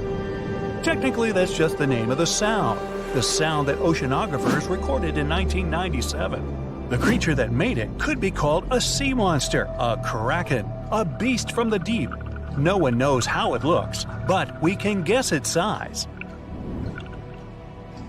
This ultra-low frequency bloop was so powerful that it could be heard by special sensors 3,000 miles away. If you were in New York, you could listen to the sound from Los Angeles. But the sound was deep underwater, where the audibility is actually much worse. A creature that can make such a sound could be dozens of times bigger than a blue whale, the largest animal living in the world. Interestingly, the source of the sound is located near the most remote place on Earth, Point Nemo. It's located more than 1,000 miles off the coast of the 3 nearest islands. This place is one of the most poorly studied on our planet. Point Nemo is used by many companies as a space garbage dump because of the long distance from land. Every year, satellites fall there. But the worst thing is that the coordinates of the fictional ancient city of R'lyeh are near Point Nemo. That city was described in the books of author H.P. Lovecraft. Among the ruins of R'lyeh, the monster Cthulhu lives. Yeah, it sounds nothing like it looks. Hey, neither do I. Hey, Cthulhu, buy a vowel, will ya? Man, it's like a cat walked across the keyboard and there's your name. This is an entirely fictional creature, but many people think it could be the source of the bloop. The chances of the Megalodon winning are small because Cthulhu is a demigod. It has arms and legs, wings, and a head resembling a colossal octopus or clam with dozens of long tentacles. It's impossible to determine Cthulhu's size, but if you believe the records of writers and drawings, its size can reach up to 300 feet in height. The Megalodon is 5 times smaller at about 60 feet, or slightly less than 1 subway car. Ooh, a nice lunch for a monster shark. The shark weighs about 100 tons, like 2 tanks. The weight of Cthulhu is also unknown, but we can say with confidence that it can easily lift 2 tanks with its hands. But Cthulhu can change its size and shape at will. It can be anybody from the size of a human to the extent of a continent. Also, Cthulhu can spawn any number of limbs. But let's not stray too far into fantasy. Otherwise, Megalodon won't stand a chance to win. Let's say Cthulhu has a constant size. So, in size, Megalodon loses to its opponent. Cthulhu is an ancient wise being that is more than 1 million years old. It has secret knowledge and telepathy. Megalodon is primarily an animal that simply follows its instincts. One of the main advantages of any match is intelligence, so Cthulhu wins against the giant shark again. Lovecraft described Cthulhu sleeping for many millennia and waiting to awaken to start an apocalypse. Therefore, all people in the world are interested in a megalodon victory. To support the shark, people send their ships to help. It's a bit unfair, but even now, Cthulhu wins. The monster can control people telepathically. It gives an order to every sailor's brain, and all the ships sail away from the battlefield. Oh, by the way, do you know what sea monsters prefer for lunch? Fish and ships! An oldie but a goodie. Meanwhile, as Cthulhu is distracted by the ships, Megalodon has a chance. There are two things in which the shark is superior to a demigod. The first is speed. Megalodon doesn't swim very fast, about 11 miles per hour. Athletes can run faster, but for giant Cthulhu, this is fast. Megalodon can maneuver around the green monster, and thanks to its smooth skin, slip out of the demigod's clutches. Megalodon swims behind Cthulhu and uses its second advantage, jaws. The bite of a megalodon is considered one of the strongest among all creatures that have ever existed on Earth. Its bite force can reach up to 20 tons, 6 times stronger than a Tyrannosaurus, 60 times more powerful than an African lion's bite, and 600 times more powerful than mine. Megalodon bites its prey armed with 300 teeth. Each one is razor sharp and the size of an adult's palm. Such a jaw becomes an advantage in the fight against the bloop. One Megalodon's bite is enough to injure Cthulhu seriously. But of course, this isn't enough to defeat a demigod. Thanks to its speed, the Megalodon can inflict many attacks, but sooner or later, Cthulhu will manage to catch the shark. Cthulhu uses tentacles to grab its opponent. Megalodon is trapped and can't move. The bloop is going to pull the shark out of the water. It seems that the green monster will win the fight. But several unknown objects are approaching the place of the fight. Cthulhu is being attacked from all sides. The green monster is unique, it's one of a kind, but the Megalodon has offspring. Many sharks from all over the ocean swim to help their relatives. Now the sides are equal. Cthulhu again uses telepathy to summon people to help. Hundreds of ships sail to the fight location. It orders them to open fire on the enemies. Dozens of sharks quickly swim around Cthulhu. It's impossible to hit them and not injure the green monster. Cthulhu loses by its own mistake. It cancels the telepathic order and decides to deal with the shark squad alone. Cthulhu uses its tentacles to catch each shark one by one. But the sharks work great as a team. Once one shark is captured, the others bite the tentacle and help it escape. All Cthulhu attacks fail. It needs time to think of a new strategy. But where to retreat when there are a lot of enemies everywhere? To go back to the ancient city is to admit defeat.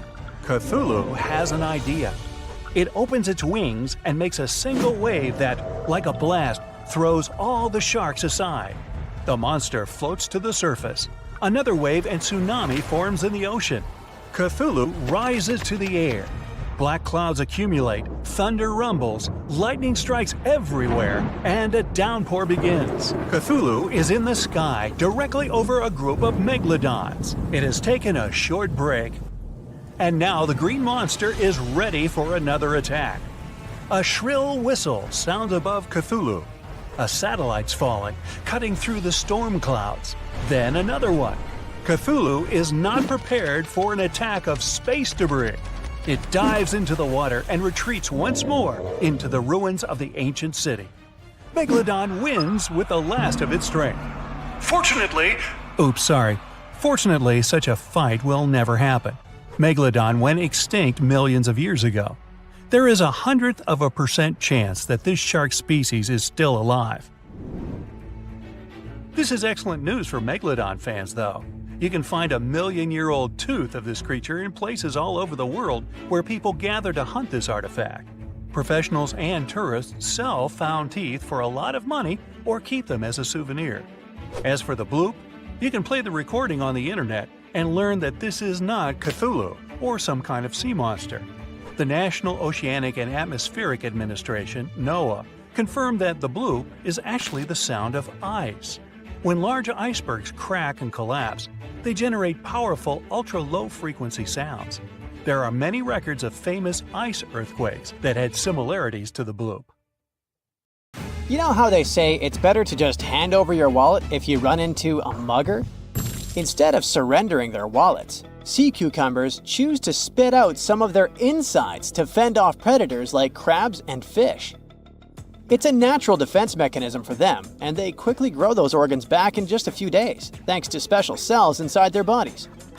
It's not the only weird thing sea cucumbers do. They can actually breathe through their rear end. They have this thing called a respiratory tree that connects to their backside and sits right next to their intestines. So when they suck in water from their behind, it goes into that respiratory tree, letting them absorb oxygen directly into their fluids. Plus, sea cucumbers are the janitors of the ocean. They munch on whatever gets stuck in the sand on the ocean floor. Once they've eaten, they vanish to clean out the sand, leaving it nice and tidy after they do their business. As for the clean sand, the stunning white sand beaches in Hawaii are actually a product of parrotfish number 2. These fish munch on algae from rocks and dead corals, and while they're chomping away, they also grind up the leftover bits of coral in their bellies. When they're done, they move their bowels, and voila! It all comes out as beautiful sand. Not only do they play a vital role in keeping the coral reef ecosystem healthy, but they can churn out hundreds of pounds of this white sand every year. Marine animals are seriously impressive when it comes to holding their breath. Just look at sperm whales and elephant seals. They can stay underwater for a mind-blowing 2 hours. Then there's a Cuvier's beaked whale, which holds the crazy record at almost 4 hours underwater. When you compare that to the human record of 24 minutes and 37 seconds held by pro diver Budimir Shobat, it seems pretty insignificant. But what's the marine animal's secret that helps them excel humans this much? Unlike us, these sea creatures have a ton of hemoglobin and myoglobin in their blood and muscles, allowing them to store way more oxygen. When their oxygen runs low, myoglobin steps up and releases even more. Plus, they can tolerate higher levels of CO2, so they don't feel the need to breathe as quickly. There's even a study that found their myoglobin molecules have a unique charge that keeps them from sticking together, which boosts oxygen storage.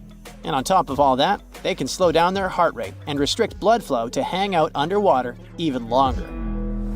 Rumor has it that about 540 million years ago, a meteor loaded with frozen octopus eggs smashed into Earth. Sounds like a delirium, but some scientists are entertaining a very questionable idea that octopuses and their cephalopod buddies, like squids and cuttlefish, might actually have some extraterrestrial origins. The thing is, cephalopods have extraordinary DNA that doesn't look like any other DNA on our planet. They've got around 33,000 protein-coding genes in their genome, which is way more than what we humans have. A recent study suggests that their evolutionary story shows some odd traits that might hint at a connection to space, like they could be from some super far-off past, or even the future. The researchers went as far as to claim that modern octopuses could be the descendants of these frozen creatures that hitched a ride on comets and splashed down in our oceans. And why octopuses? Well, they really stand out in the animal kingdom. They can use different tools to build their own houses, and they can even solve everyday problems independently of their brain, as 2/3 of an octopus's neurons are in its arms. These traits seem to have just appeared out of nowhere during evolution. They even tossed around another quirky theory. What if an extraterrestrial virus crashed into early squid populations and gave them a crazy boost in evolution, turning them into the octopuses we know today? Anyways, these are just fun speculations without any hard proof. Now, this funky object is an animal, not a rock. It's called sand dollar. Just look at the shape of its shell. Once sand dollars are exposed to the sun, their shells lose their soft, spiny covering and become bleached white. Back in the day, beachcombers thought these shells looked a lot like big silver coins, kind of like the old Spanish dollar that was about the same size. But if you prefer, you can call them sand cakes instead. These quirky creatures have tiny spines on their surface, and they glide along the ocean floor. They use small tube feet that line the grooves on their underside to grab bits of food like plankton and algae, which they then send to their mouths. Inside, they have 5 triangular teeth that help them munch on their meals. In some Georgia folklore, sand dollars are said to represent coins lost by mermaids. Sand dollars have a unique talent for cloning themselves. They can do this for a bunch of reasons, like when a predator comes around. Some species of sand dollar larvae can actually split in half as a defense mechanism. It takes about 24 hours for them to clone themselves, and the new larvae end up being about 2/3 smaller than the original, which helps them hide from danger. Wait, is that a giant sea hot dog racing through the ocean? Sorta. Some scientists have joked that sperm whales seriously resemble enormous hot dogs. These massive creatures can take quick naps, standing up for about 10 to 15 minutes. They only sleep about 7% of the time, mostly between 6 p.m. and midnight. Sperm whales also have a cool ability to retract and extend their eyes, thanks to a thick retractor muscle around them, but they can't actually roll their eyes in their sockets. Plus, they have the most asymmetrical skull of any mammal out there. Oh, and let's not forget, they have the largest brain of any living creature, weighing in at over 9 pounds. Unlike us humans, if dolphins went into full-on snooze, they'd stop breathing and could drown. So they figured out a genius solution. They let only one side of their brain sleep at a time. This means one half stays awake to keep them breathing and watching out for any potential threats. When they snooze, they only close one eye. If their right brain is resting, their left eye is shut, and vice versa. This unique sleep style is called unihemispheric sleep, and it lets them recharge without ever fully losing awareness. On top of that, dolphins might be using corals and sponges like their own little pharmacies. Scientists have seen them rubbing their bodies against specific types of coral and sponges, suggesting they might be treating skin issues. They've even spotted dolphins lining up to take turns at these spots, using corals like Gorgonian coral Rumphella aggregata, leather coral, and some sponges. What's really fascinating is that researchers have analyzed these corals and found they contain compounds that could help with dolphin skin conditions, which can sometimes lead to infections and lesions.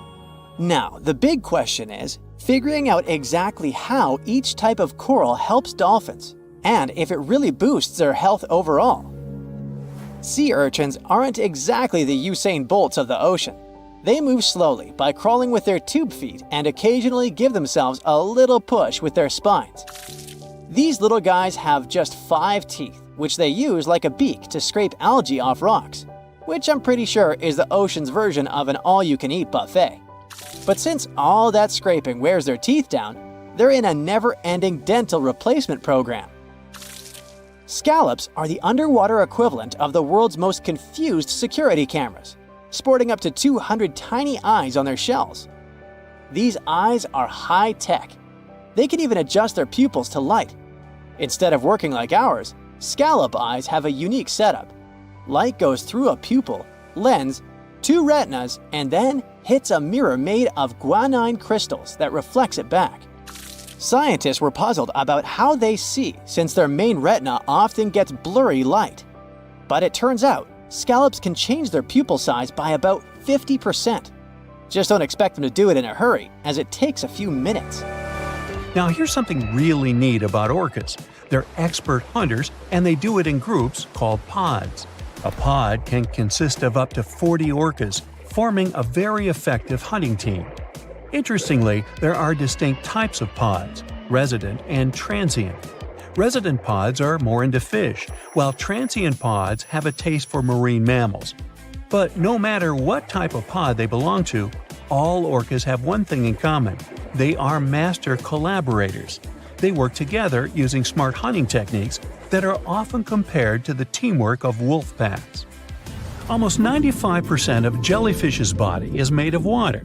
For comparison, the human body is 60% water. It's probably not a surprise since jellyfish don't have a heart, blood, eyes, or brain. The other 5% of their body weight is proteins, muscles, and nerve cells. Jellyfish have been around for more than 500 million years. This makes them older than dinosaurs. These creatures haven't changed much, and today's jellyfish are pretty much like their ancestors. Electric eels have small eyes that are not so effective in environments with no light, so they mostly rely on their electric organs. Those consist of 6,000 cells. Eels use them to stow power, similar to batteries. These creatures use electricity like bats use their radars or dolphins their sonar. An eel can also produce enough electricity to power a panel of light bulbs. There's a small tropical archer fish that can learn to recognize human faces. This fish has an interesting ability to spit small jets of water from its mouth. Researchers showed the fish the image of two different faces placed side by side. One was unknown and the other was familiar. The fish was supposed to spit water at the familiar one. The creature took the right guess more than 80% of the time. There's such a thing as a sea unicorn. That's an animal called the narwhal. Its horn is actually a tooth that can grow up to 10 feet long. Manatees, also known as sea cows, are distant relatives of elephants. Their weight can go up to 1,000 pounds.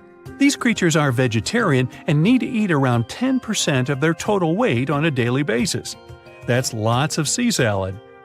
In some cases, manatees share space with alligators, but they get along pretty well. You can even find a photo from Florida where an alligator rides a manatee's back. Frogfish have special fins that help these creatures walk along the sand. They're very useful in shallow waters. A ghost pipefish is hard to see, but once you spot it, you're bound to get really surprised. Its head makes up over 40% of its body. Crabs don't feel like wasting time on such formalities as putting foods in their mouth. That's why they taste it with their feet, which is where their taste buds are. Marine iguanas are the only lizards on our planet that like spending time in the ocean, even though they mainly live on land. They're herbivores that feed in shallow waters and swim like snakes. Iguanas use their long claws to hold on to the bottom when they need to graze. Green turtles can cross over 1,400 miles when migrating. They try to find the perfect spot to lay their eggs. Penguins sort of fly when they're underwater, reaching a speed of 25 miles per hour. More than 5 million years ago, I've heard, I wasn't around then, deep-sea worms and humans had a common ancestor. So we still share 70% of our genes with these creatures, and with sea stars, squid, and octopuses. Now, octopuses are in fact incredibly old. The oldest known fossil belongs to an animal that lived almost 300 million years ago. FYI, this is before our dinosaur buddies roamed the Earth. Wait, there's more! Octopus arms have a mind of their own. That's because 2/3 of their neurons lie in their arms, not in their heads. This means that their arms can problem solve how to open a shellfish, while their owner is worried about other stuff entirely. Talk about ninja-level multitasking. Oh, and like other animals, such as chimpanzees and dolphins, octopuses have proven to be good at maneuvering tools, like picking up old shells and using them as a temporary home. Now, of course, the most intelligent animals on our planet are humans, according to humans. But we don't seem to give pigs enough credit. Pigs are so smart they can play video games. No, not Minecraft. But in a recent academic study, scientists had 4 pigs play a joystick game. They had to manipulate the stick so that the moving ball would hit the wall and then they would get a treat. All 4 pigs did great in the test, which was surprising even to the scientists. Now, pigeons also aced an impressive test. They were trained to differentiate a Picasso painting from a Monet one, which they had no trouble learning. Then they were able to apply this knowledge, identifying works of art they had not previously seen, meaning they really understood the difference between each painter. Poor things are always seen as a nuisance. Now, if we placed kangaroos in an animal's most amazing ability contest, they'd win. It's mainly because they break the 4-legged rule. A special species of kangaroo, the red kangaroo, uses its tail to help propel it forward. Now, visually, it has 4 limbs, but in practice, it uses 5. They're biologically built to use their tail as a 5th limb, since it's packed with articulated vertebrae and thick muscles. Of course, it had to be an Australian animal. Deep within the Sahara Desert, you'll find a little creature known as the fennec fox. This huge-eared animal adapted perfectly to survive in its hostile environment. The huge ears help them to dissipate the unbearable heat of the desert, as well as help them to hunt for underground prey. Now meet this guy. Unlike what its name might suggest, the red panda is closer to a raccoon than it is to a giant panda. You'll find a lot of these cat-sized creatures in the Himalayan region, hopping from tree to tree and bundled together trying to keep warm in the harsh weather. They're gentle and friendly like their big panda cousins, and occasionally enjoy eating some bamboo sticks. And then there are bees. Compared to humans, bees' brains are the size of pinheads, yet they are capable of astounding things. Let's say a bee is running low on energy after a long search flight. This bee desperately needs a drop of honey in order to continue flying, but smartly enough, she doesn't need to go back to the hive to recharge. She can ask a fellow beehive mate for a drop of honey directly from this other bee's stomach and continue flying. This type of decentralized system allows them to build highly effective societies, one that bees don't need to push the queues in front of the honey cells, for example. Every year in the winter, great white sharks that live along the California coastline disappear. It feels as if they take a vacation for 30 to 40 days. The animals go to a point halfway between Hawaii and Mexico. They might do it to get some food, relax, or hang out with their buddies from other areas. The spot is now called the Whale Shark Cafe. Some types of sharks, like makos, whale sharks, or white sharks, breathe in a very specific way.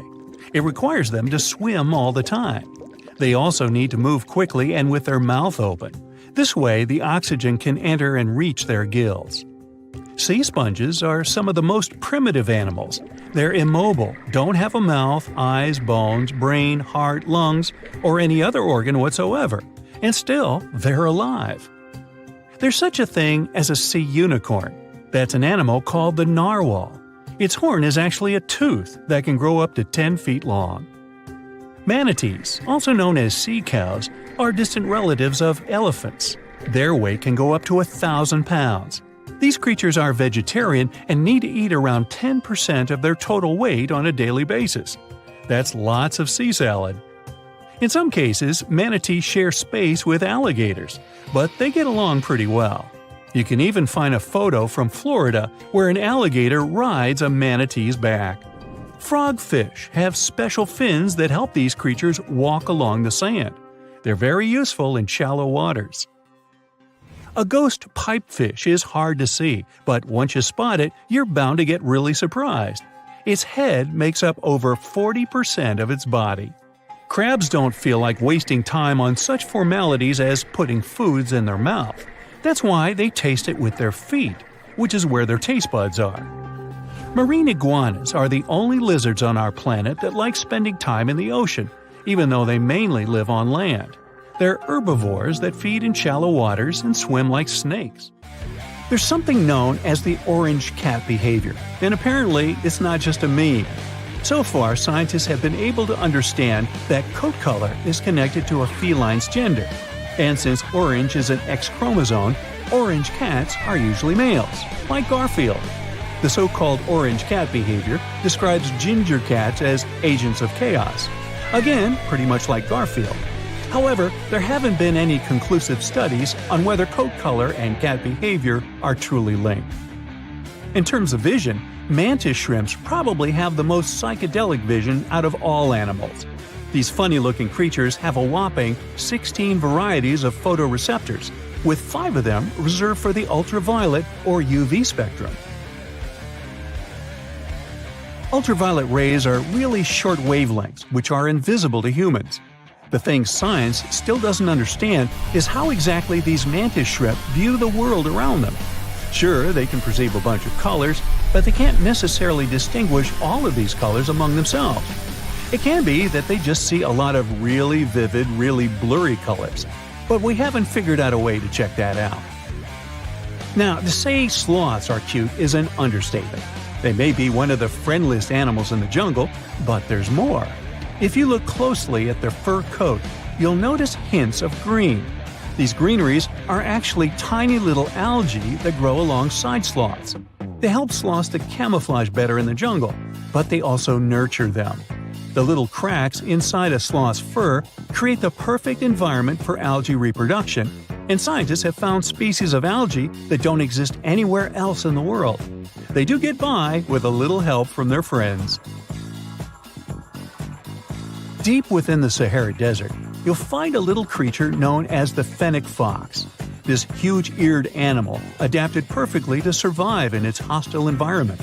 The huge ears help them to dissipate the unbearable heat of the desert, as well as help them to hunt for underground prey. The giant shark that terrorized the oceans some 20 million years ago. For 13 million years, this 60-ton beast dominated the warm waters of our planet. Though, some believe that the Meg still lives in the most remote and deepest parts of the ocean. It's a hot summer day. It seems only logical to go for a swim in the sea. You're floating on your back, completely relaxed. Your eyes are closed. Your breath is even. Water's pleasantly cool around your body. A light breeze touches your face. You feel calm enough to doze off. Suddenly, something bumps into your leg. Yanked out of your half-slumber, you begin to flail until you're face-to-face with the invisible danger. Luckily, all you spot is a couple of easily recognizable fins and cute smiley snouts. Phew, just dolphins. Guess you're lucky to meet them in the wild. These amazing creatures are so close, you can touch them. You've heard people say dolphins' skin feels rubbery, but to your mind, it's more like the inner part of a hard-boiled egg. One of the animals is so close to you that its salty smell fills your nostrils. You know, though, that dolphins don't have sweat glands. It means they don't sweat and are pretty much odorless. The smell you sense comes from the water they swim in. The largest and most ferocious predator to ever haunt the oceans, the megalodon shark dominated the seas for centuries before coming extinct millions of years ago. However, scientists managed to discover very few remnants of the giant shark. Everything we know about the great beast we've learned thanks to fossils of its giant teeth, which are just about the size of the average human hand. A megalodon skeleton has never been discovered. Shark skeletons are made mostly of cartilage, meaning that they decompose quickly. Luckily, sharks continuously shed and regrow teeth throughout their lives. One shark can go through 40,000 teeth in a single lifetime. Scientists have managed to study different types of shark species based on their teeth alone. The megalodon shark had around 276 teeth. When they fell out, those teeth landed in the seabed where they stayed for millions of years, fossilizing. Scientists found those teeth, and they're the only real record we have of the megalodon's existence. Megalodon teeth have been discovered all over the world. It means that unlike other marine animals of its time, the megalodon was intercontinental. Even today, most sharks and marine animals tend to stick to one sea or ocean. The megalodon shark swam freely around the world, moving between tropical and subtropical waters. Megalodon teeth have been found in every continent apart from the freezing cold waters of Antarctica.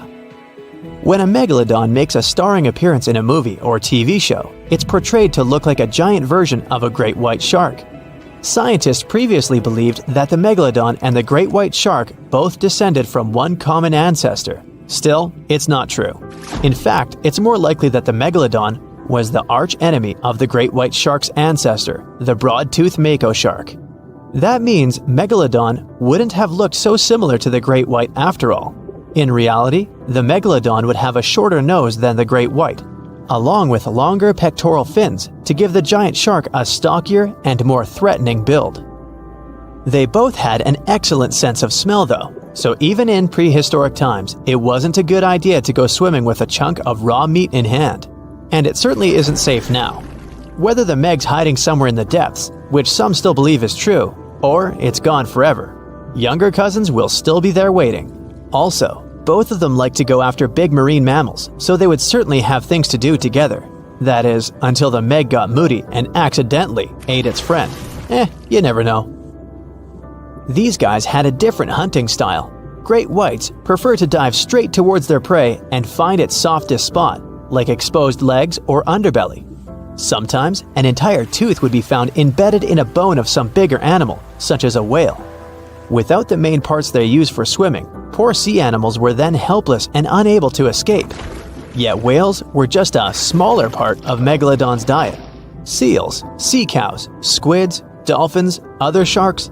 The good old Meg probably wouldn't say no to some random school of smaller fish swimming into its mouth either. Nothing better than a good snack after a big tasty dinner. Even those giant turtles weren't safe with their thick shells. The Meg probably took them as a dare challenge on a daily basis. Scientists have used computer simulations to try and work out the hunting style of the ancient shark. Using this technology, scientists have discovered that the megalodon's attack style was very different from that of modern-day sharks. Modern sharks dive straight for their prey's most vulnerable spot, for example, the soft underbelly of a seal. The megalodon's teeth were uniquely suited to biting through tougher areas of cartilage. So, evidence suggests that a megalodon would first chew the tougher fins of their prey, rendering them unable to swim away before launching into their final attack. Some people believe that the megalodon is still alive today, lurking at the depths of the ocean's waters. But it's unlikely to be true.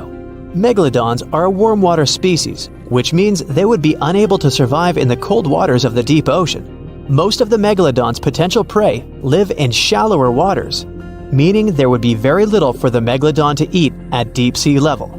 Simply put, if there was an animal as big as the megalodon still living today, we would have spotted it by now. It is unlikely that you'll run into a Meg though. The sharks, like us, preferred warm coastal waters. Deep ocean living would be too cold for the beasts, and food would be scarce. Their entire bodies would also have to evolve to avoid being squished by the enormous water pressure down there.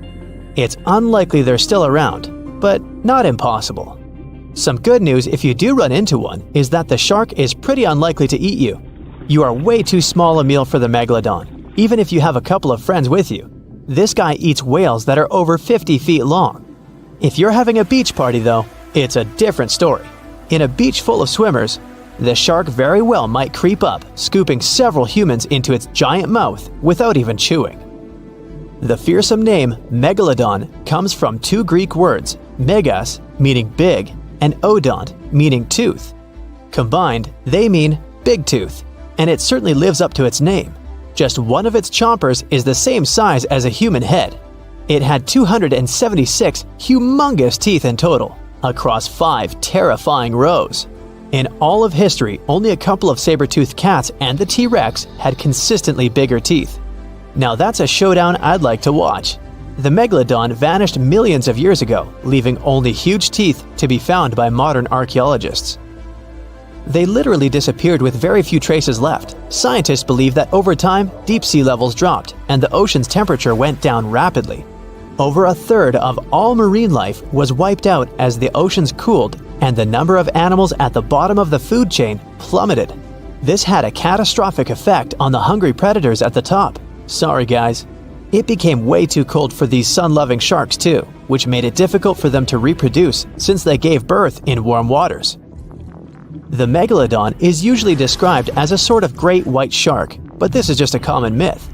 In fact, the ancestors of today's great white existed at the same time as the Meg, but they weren't best buddies and were even in competition with each other.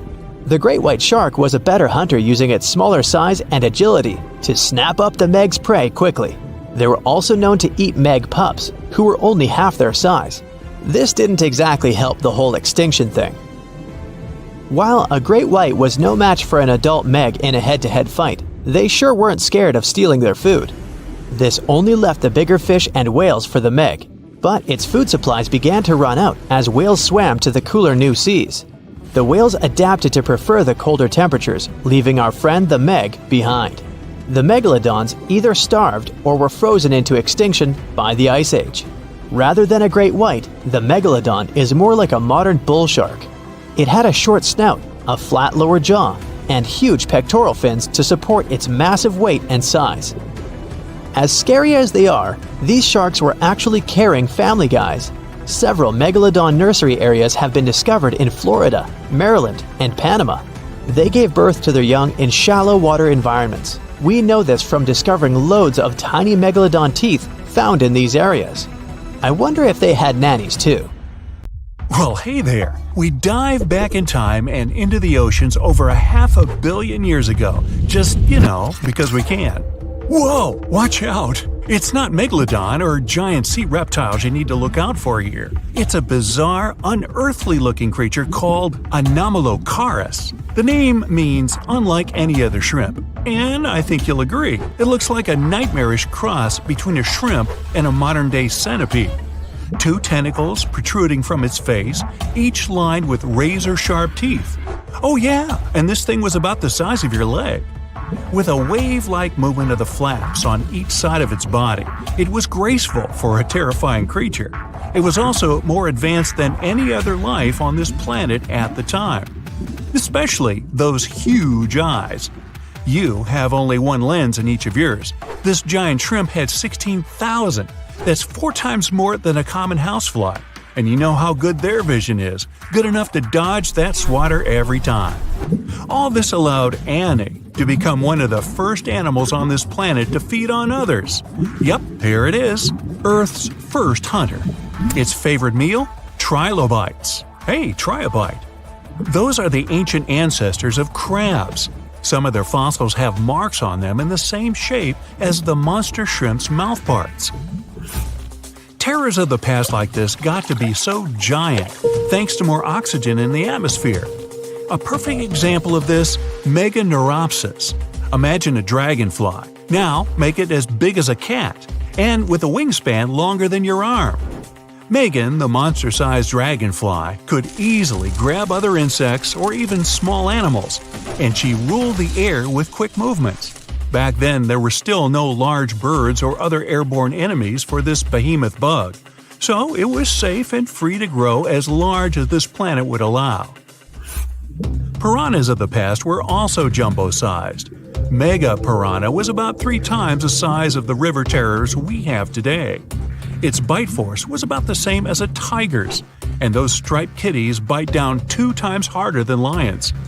That means it probably not only dined on other fish and any land creatures that, got too close to the water, but it could also easily crunch down on large turtles and other unlucky shelled creatures. And fun fact, modern-day piranhas bark like dogs when they're about to enter a confrontation. It actually sounds more like a frog's ribbit. But makes you wonder, what did this mega-sized ancient cousin sound like? A bear roaring? How about giant sea scorpions the size of your bed? Go back about 460 million years and you'd see them swimming under you. And watch out for that tail. Scientists still don't know if these creatures could use it to inject venom like your standard land scorpion. But something tells me I wouldn't want that thing anywhere near me. Then there's this guy, Therizinosaurus. Terry looks sort of like a goose with long arms. Oh, and did I mention this goose dino is about 2 stories tall and longer than a bus? Yow! Its arms make the T-Rexes look even more bite-sized, each 8 feet long, almost triple the length of T-Rexes. And on the end, razor-sharp claws the size of your whole arm. Now, don't worry about those lengthy claws too much, though. Terry probably used them to cut through giant termite nests. So, this huge reptilian goose was more interested in eating bugs and plants. Another mega monster for you? Megatherium. The giant ground sloth could look a giraffe straight in the eye and weighed as much as a hippo. It moved mainly on its hind legs and used its massive tail as support. He had huge paws with colossal knife-sized claws. The sloth could use them to defend itself from enemies and to bend tree branches in search of food. But the biggest danger to the giant ground sloth wasn't dinosaurs or saber-toothed tigers. It was our own species. Yep, humans showed up just in time to meet this fellow and to, eat him up. Titanoboa was a terrifying 50-foot snake, as long as the great megalodon itself. It was also more than 2 times heavier than the heavyweight champion among snakes today, the green anaconda. Crocodiles were a regular on this serpent's menu. Titanoboa could swim 3 times faster than the fastest Olympic swimmer our species has ever seen. It was quicker and more dangerous in the water than outside it. And don't forget the boa part of the snake. This massive snake wasn't venomous. Instead, it liked to squeeze. Remember that giant shrimp from earlier? Well, Opabenia looks like its teeny tiny finger-sized cousin. And instead of two toothy tentacles, this thing had a vacuum hose coming out of its face. On the end of that trunk, what looks like a single crab claw. Add 5 eyes and a mouth under its head, and you've got a recipe for something not of this planet. Only it is. This creature used its trunk like an elephant does. Its claw grabbed food from the bottom of the ocean and brought it up to its mouth. This thing is so weird-looking that apparently when the scientists who discovered it presented his findings to an audience, they all laughed as if he were joking. Now, a real-life monster, the Tully monster. From a distance, it looks a bit like Nessie, that long neck and teeth-lined jaws. But get closer, and you'll see it's more like a long nose with a mouth attached at the end, like a mosquito. Its eyes are further back, sticking out of tubes all snail-like. Tully was an ancient mollusk, about the size of your forearm. It probably dined on jellyfish and shrimp 300 million years ago. Thylacus smilus will put a smile on your face as long as you don't get too close. No, it's not a relative of the saber-toothed tiger. It was a marsupial, making it more related to a kangaroo than anything. And if you compare them to body size, its fangs were actually longer than a saber-toothed tiger's. And they grew continuously. As for that beard on its chin, that's actually all chin. The lower jawbone grew down to a point under the mouth. Those fangs were rooted to the skull, going way back to its eyes. When the mouth was closed, that bony beard protected the long, sharp teeth from breakage. Staganapolis, not to be confused with Minneapolis, might look like a big crocodile with a squished-in snout, but it was mostly harmless. Its small head and very few teeth meant the reptile didn't have much to work with when protecting itself. That's what all those armored scales were for, and no need for huge fangs or long rows of razor-sharp teeth when you're a plant eater. That beak-like tip on its nose allowed the stag to dig up plants. So, really, this reptile was more like a 10-foot scaly pig than a croc. Basilosaurus was a type of ancient whale that lived on our planet about 45 million years ago. Not quite as long as a blue whale, but this guy was still big enough to munch down on other whales and even sharks. Some people believe these monsters could still exist today. Eyewitnesses claim to have seen a giant sea dragon, and Basilosaurus fits the description. Plus, 90% of our oceans are unexplored. There's plenty of space to hide a sea monster.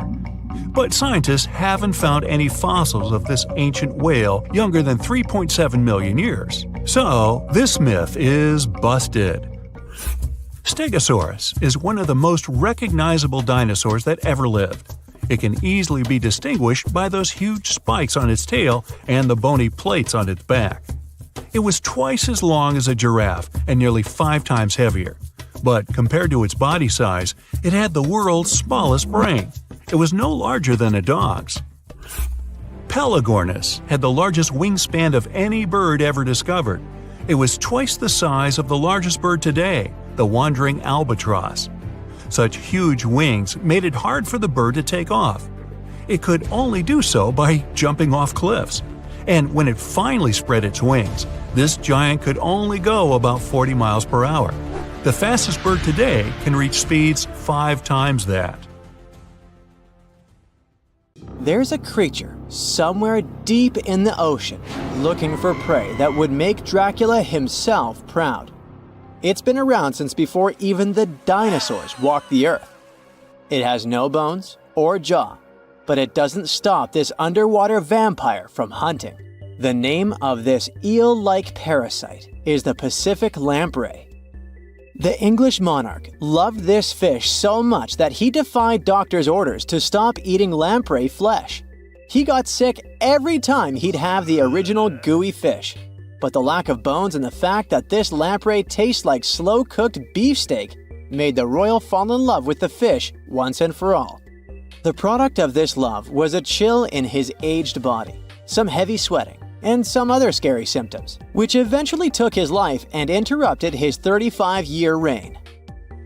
The lamprey is way better at surviving, as it lived through at least 4 mass extinctions. Its ancient ancestors evolved over 450 million years ago. There are around 40 living species of lampreys still thriving across the world. The Pacific lamprey is just one of them. These creatures have cartilage instead of bones, and a third eye, which is a special light-sensing organ on the top of their heads. Instead of a regular jaw, they have a sucker mouth surrounded by teeth. It's perfect for latching onto prey and sipping up body fluids like underwater vampires. Once they pick a victim, they suction it, making a seal that's almost impossible to break. Scientists believe the Pacific lampreys don't munch on flesh.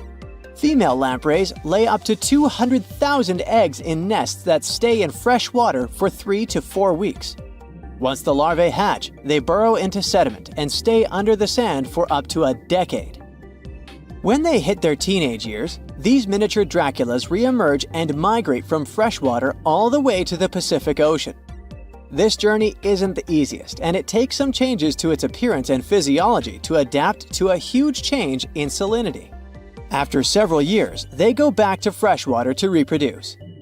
Pacific lampreys can use chemical clues released by their larval migrating pals to find their way. They can travel hundreds of miles inland to find the perfect spot for spawning and rearing. It's not always the same place they spawned in. Many species of birds, mammals, and other fish can appreciate the fatty flesh of lamprey. This makes them some of the most valuable players in freshwater and marine ecosystems. Another lamprey type, the sea lamprey, is native to the Atlantic Ocean. It's not that dangerous when it's at home, but once it gets to the Great Lakes, it becomes a real threat to the 4 local native species of lamprey. The sea lamprey is up to 4 times bigger than the lake species. It has unlimited food and spawning grounds, and no natural predators here, so it becomes cocky. It secretes an enzyme that doesn't let the blood clot. Once it attaches to some unsuspecting fish, it spends the next several months feeding off of it. And even if the fish shakes the lamprey off, it doesn't have long to live because the mark the predator leaves behind. Sea lampreys aren't interested in humans, but can accidentally latch onto a swimmer. It won't be fatal, but it's not the most pleasant sensation, and you need to get the spot of the impact disinfected. The Australian box jellyfish looks harmless, but it's considered the most venomous marine animal. Unlike other kinds of jellyfish that float with the current rather than swim, this creature can reach an impressive speed and choose its own direction. It has tentacles covered with tiny darts loaded with poison. People and animals that get unlucky enough to meet with those tentacles face some scary and sometimes even fatal consequences in a matter of minutes. Before you decide to never revisit the ocean, you should know that only a few out of around 50 existing species of box jellyfish have venom that is lethal to humans. There are some not-so-dangerous species living in warm coastal waters worldwide. And the most dangerous ones are in the Indo-Pacific region and northern Australia. A blue-ringed octopus spots a signature psychedelic color and the ability to take away your life. This cute-looking sea monster likes to spend its time in the soft, sandy bottom or shallow tide pools and coral reefs. It normally hides in underwater crevices, among shells or debris. If you disturb it, the octopus will activate its tiny color-changing organs and demonstrate its blue rings as a warning signal. The next step will be releasing a venom 1,000 times more powerful than cyanide. This venom is more toxic than that of land mammals. The octopus normally uses it to hunt crabs, shrimp, and small fish by pecking them with its beak and paralyzing them. There is no known antidote for the venom, so if you ever see this sea creature, the best you can do is to stay away from it. It bites without any pain, so you might notice when it's too late. The good news is that it's not aggressive and won't go after you unless it's cornered. The reef stonefish are masters of disguise in the underwater world that camouflage themselves on rocks, coral reefs, or just blend into the seabed. They thrive throughout tropical marine waters of the Indo-Pacific. Their invisibility superpower makes them especially dangerous to their prospective victims they ambush and swallow whole. If someone happens to disturb them, their 13 defensive dorsal spines stand on end and deliver a powerful venom punch. They say stonefish stings are extra painful and lead to scary consequences within minutes. They're called the most venomous fish in the world. If you don't do anything about it, the impact can be lethal. If you ever go diving in the Pacific Ocean, be careful not to pick up a cone snail from the seafloor. It has a beautiful shell made of brown, black, or white patterns. Like most other snails, it's slow, but it has a complicated system of seeking out prey. It likes to snack on fish, marine worms, or even other snails. Once a cone snail senses food is near, it activates a sharp proboscis, or a needle-like protrusion from its mouth. The attack is swift and super potent. The victim doesn't even have time to realize what happened to them. Once it's completely incapable of moving, the cone snail swallows it whole. Humans aren't on its menu, but it can still release the venom if someone steps on it or disturbs it. The proboscis can even penetrate gloves. Luckily, only several out of over 700 species of cone snails can take a human's life. But since there's no antivenom, you better not risk it. All 52 known species of sea snakes living mostly in the warm tropical waters of the Indian and Pacific Oceans are venomous. The beaked sea snake even has the title of one of the world's most venomous serpents, but it's one of the few kinds that can pose a real threat to humans. Sea snakes prefer a peaceful coexistence and would rather slither away than engage in any confrontations. If you ever see them in the water, staying calm and moving slowly will save your life. Sea snake bites, although almost painless at the moment, can have varying degrees of impact. Some may only cause mild symptoms, while others can lead to severe outcomes. Most bite reports come from accidental encounters, like someone freeing them from nets or unsuspecting beachgoers stepping on them. Blue dragons rarely grow larger than the size of a grape. They like to swim belly up, so their brightest blues blend in with the ocean waters. And the silver front faces down and camouflages with the darker seabed. Blue dragons feed on another dangerous sea creature and store up their stinging cells. Their venom lives on even after the fish itself is no longer alive. That's why you should be extra careful and never pick up or step on them on the beach. If you draw up a map, trace a line connecting the island of Bermuda, Puerto Rico, Miami, and back to Bermuda, what do you get? The infamous triangle, known for swallowing thousands of ships and aircraft over the centuries. But there's a new mystery to this already enigmatic place. Something's lurking deep in the waters below, and it's leaving bizarre clues of its existence. Splash! Your submarine hits the water surface. You descend 100, 1,000, 2,000, 3,000 feet. It's getting darker. The sub's walls creak as the pressure grows. Over 1,400 psi. It's like the weight of a grand piano squeezing every square inch of your body from all sides. You've made it to your destination. All that's left is to spot the beast. Just in time, among the black void, you see a bright green glow off in the distance. It's getting closer. As it approaches, it gets bigger. This is it! The creature that's been leaving strange circular markings on fish, dolphins, whales, and even other sharks. Behold, the cookie cutter shark! Don't let its size fool you. It may be no longer than a bowling pin, but this creature is a parasite. It attaches itself to other marine animals using its neatly arranged serrated teeth. With one bite, it fills its belly, detaches, and goes on about its day. Its mobile snack also swims away with its life. The only evidence of this rendezvous, a cookie-shaped mark on its body.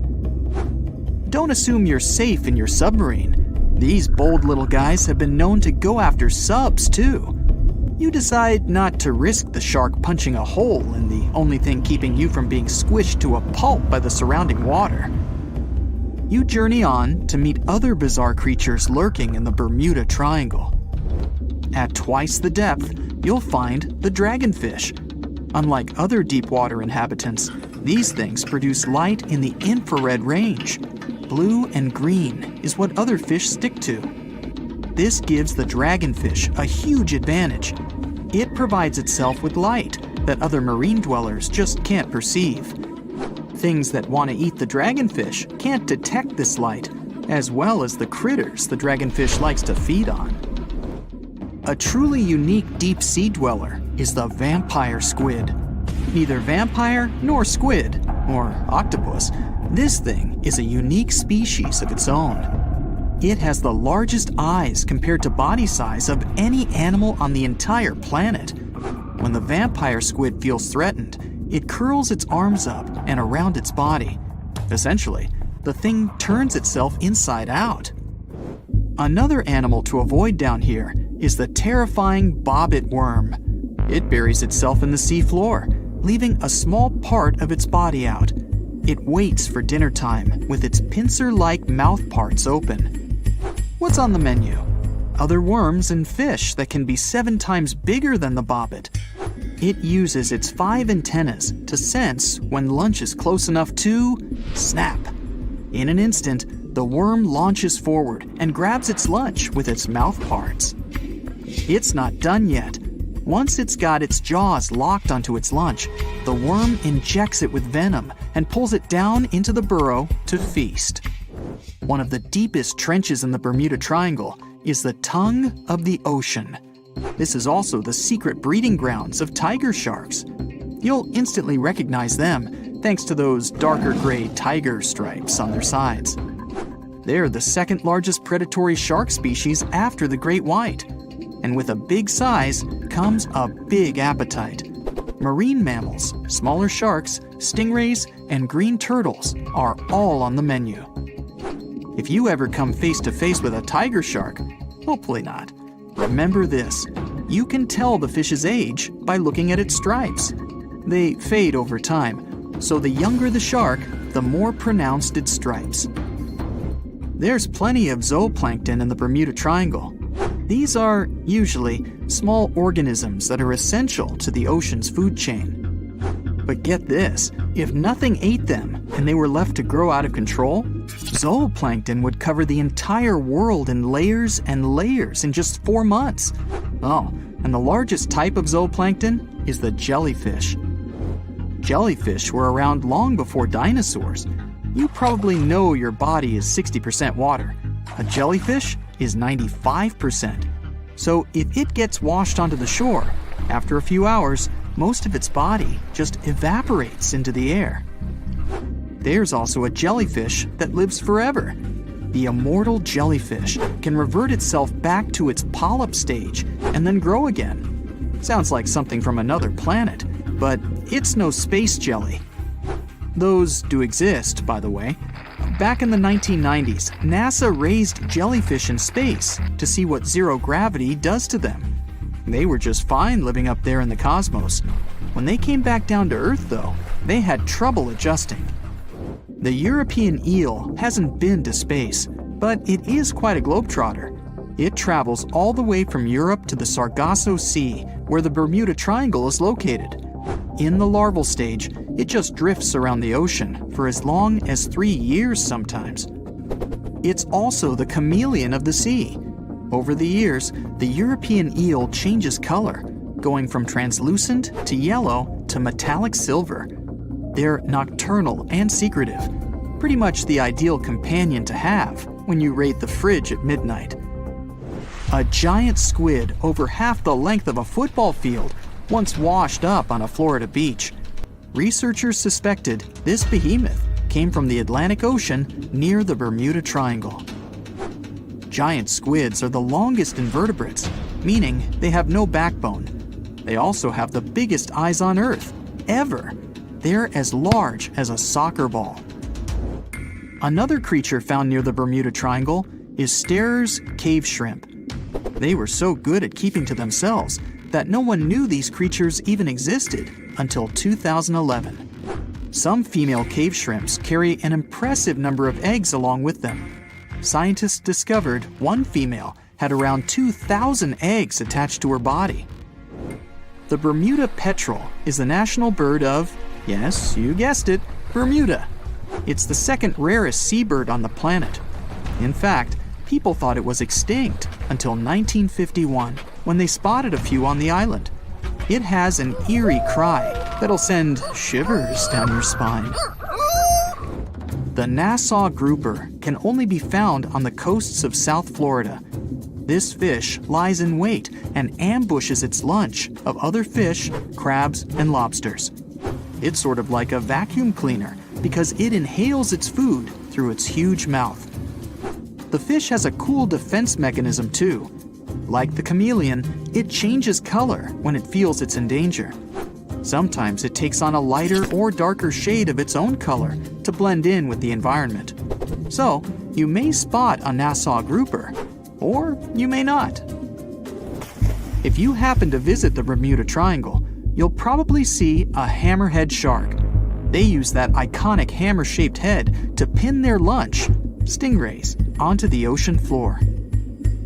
The shape of their head also gives them better vision. They can see almost 360 degrees all around, above and below them. Well, save for one blind spot right in front of their nose. The hawksbill sea turtle may not look intimidating, but this guy will eat anything it can get its bird-like beak around. Sea sponges, algae, and even venomous jellyfish. A lot of the stuff on their menu is inedible for most, but their body fat can absorb the venom and toxins, so they go unscathed. The Bermuda Triangle is also home to green glowworms. They're not really worms, but larvae. They produce that bright light from an organ near their tail. This light makes smaller creatures come toward them, making it easy for them to catch their lunch. Most of the time, they look pretty ordinary, but they have an oddly fixed schedule. Every third night after the full moon during the summer, at an exact time, the glowworm lights up. But back to more nightmarish creatures of the Bermuda Triangle. There's the goblin shark, known as a living fossil because it's the only one left of its animal family. It's only about the length of your forearm and looks like nothing special. But watch closely as its lunch gets too close. Boom! The shark's jaw shoots out of its mouth and grabs onto the unlucky creature. Once the teeth have locked in, the jaw goes right back in the shark's mouth. And yes, you share the planet with this thing. Dwarf lantern shark. Sounds kind of like a superhero, huh? This is the smallest shark in the world. It's only the size of your palm, and it can glow in the dark. Well, that's a superpower. Blue-ringed octopus. The most beautiful octopus in the world. But the bright colors of animals usually indicate they're venomous. An antidote to its venom is yet to be found, although this little guy is the size of a TV remote. Sarcastic fringehead. Though this fish is only 12 inches long, it can eat prey much larger. Its jaw can open just like a dinosaur's. The sarcastic fringehead has been known to attempt to swallow a whole octopus. Hey, can't we all just get along? Red lionfish. This beauty has an incredible appetite.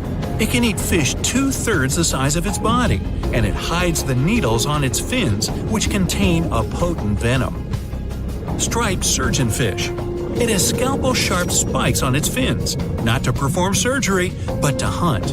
And unlike a doctor, it has venom on them. Black dragonfish. This is the only fish that can produce infrared light thanks to the chlorophyll in its eyes.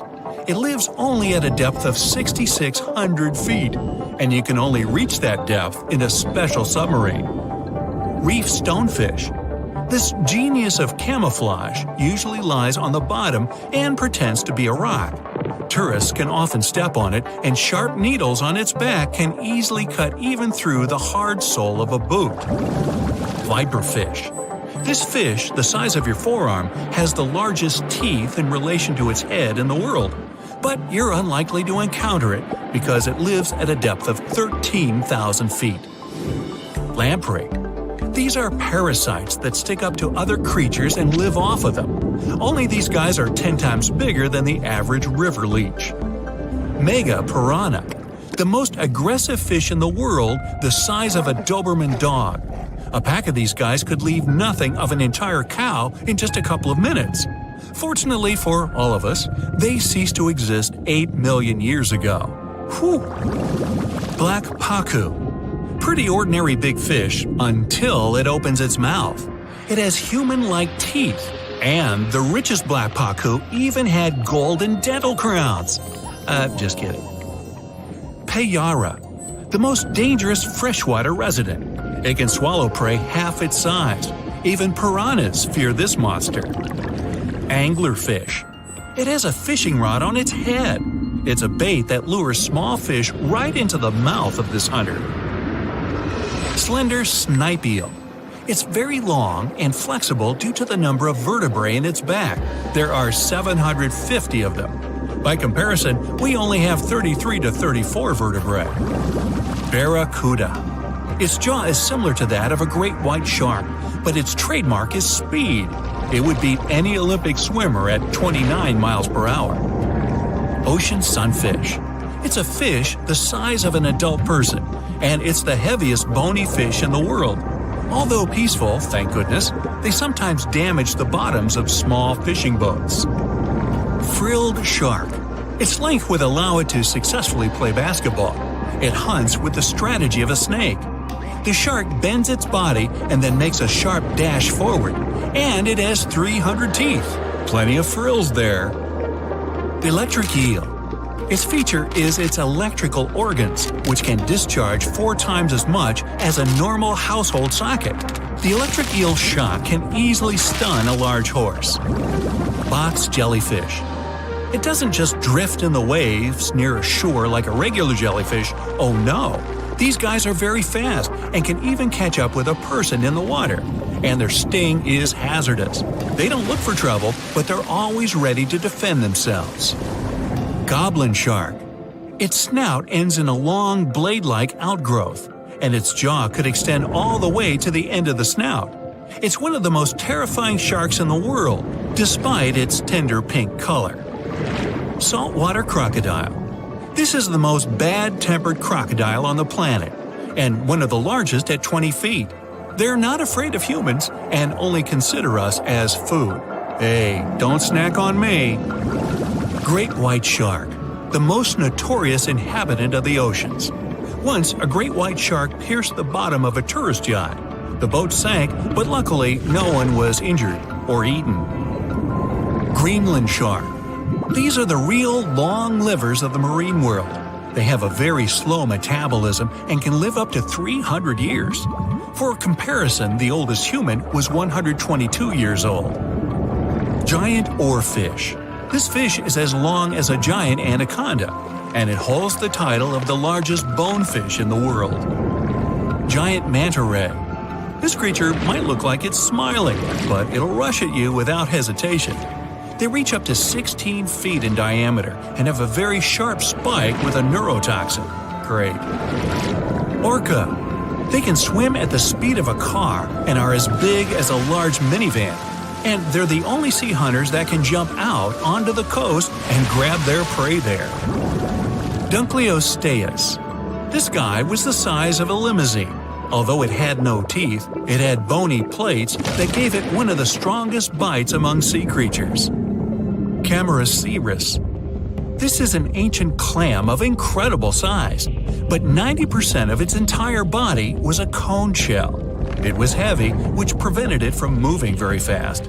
So most of the time, Camaraceris lay motionless on the bottom, waiting for small fish to swim by.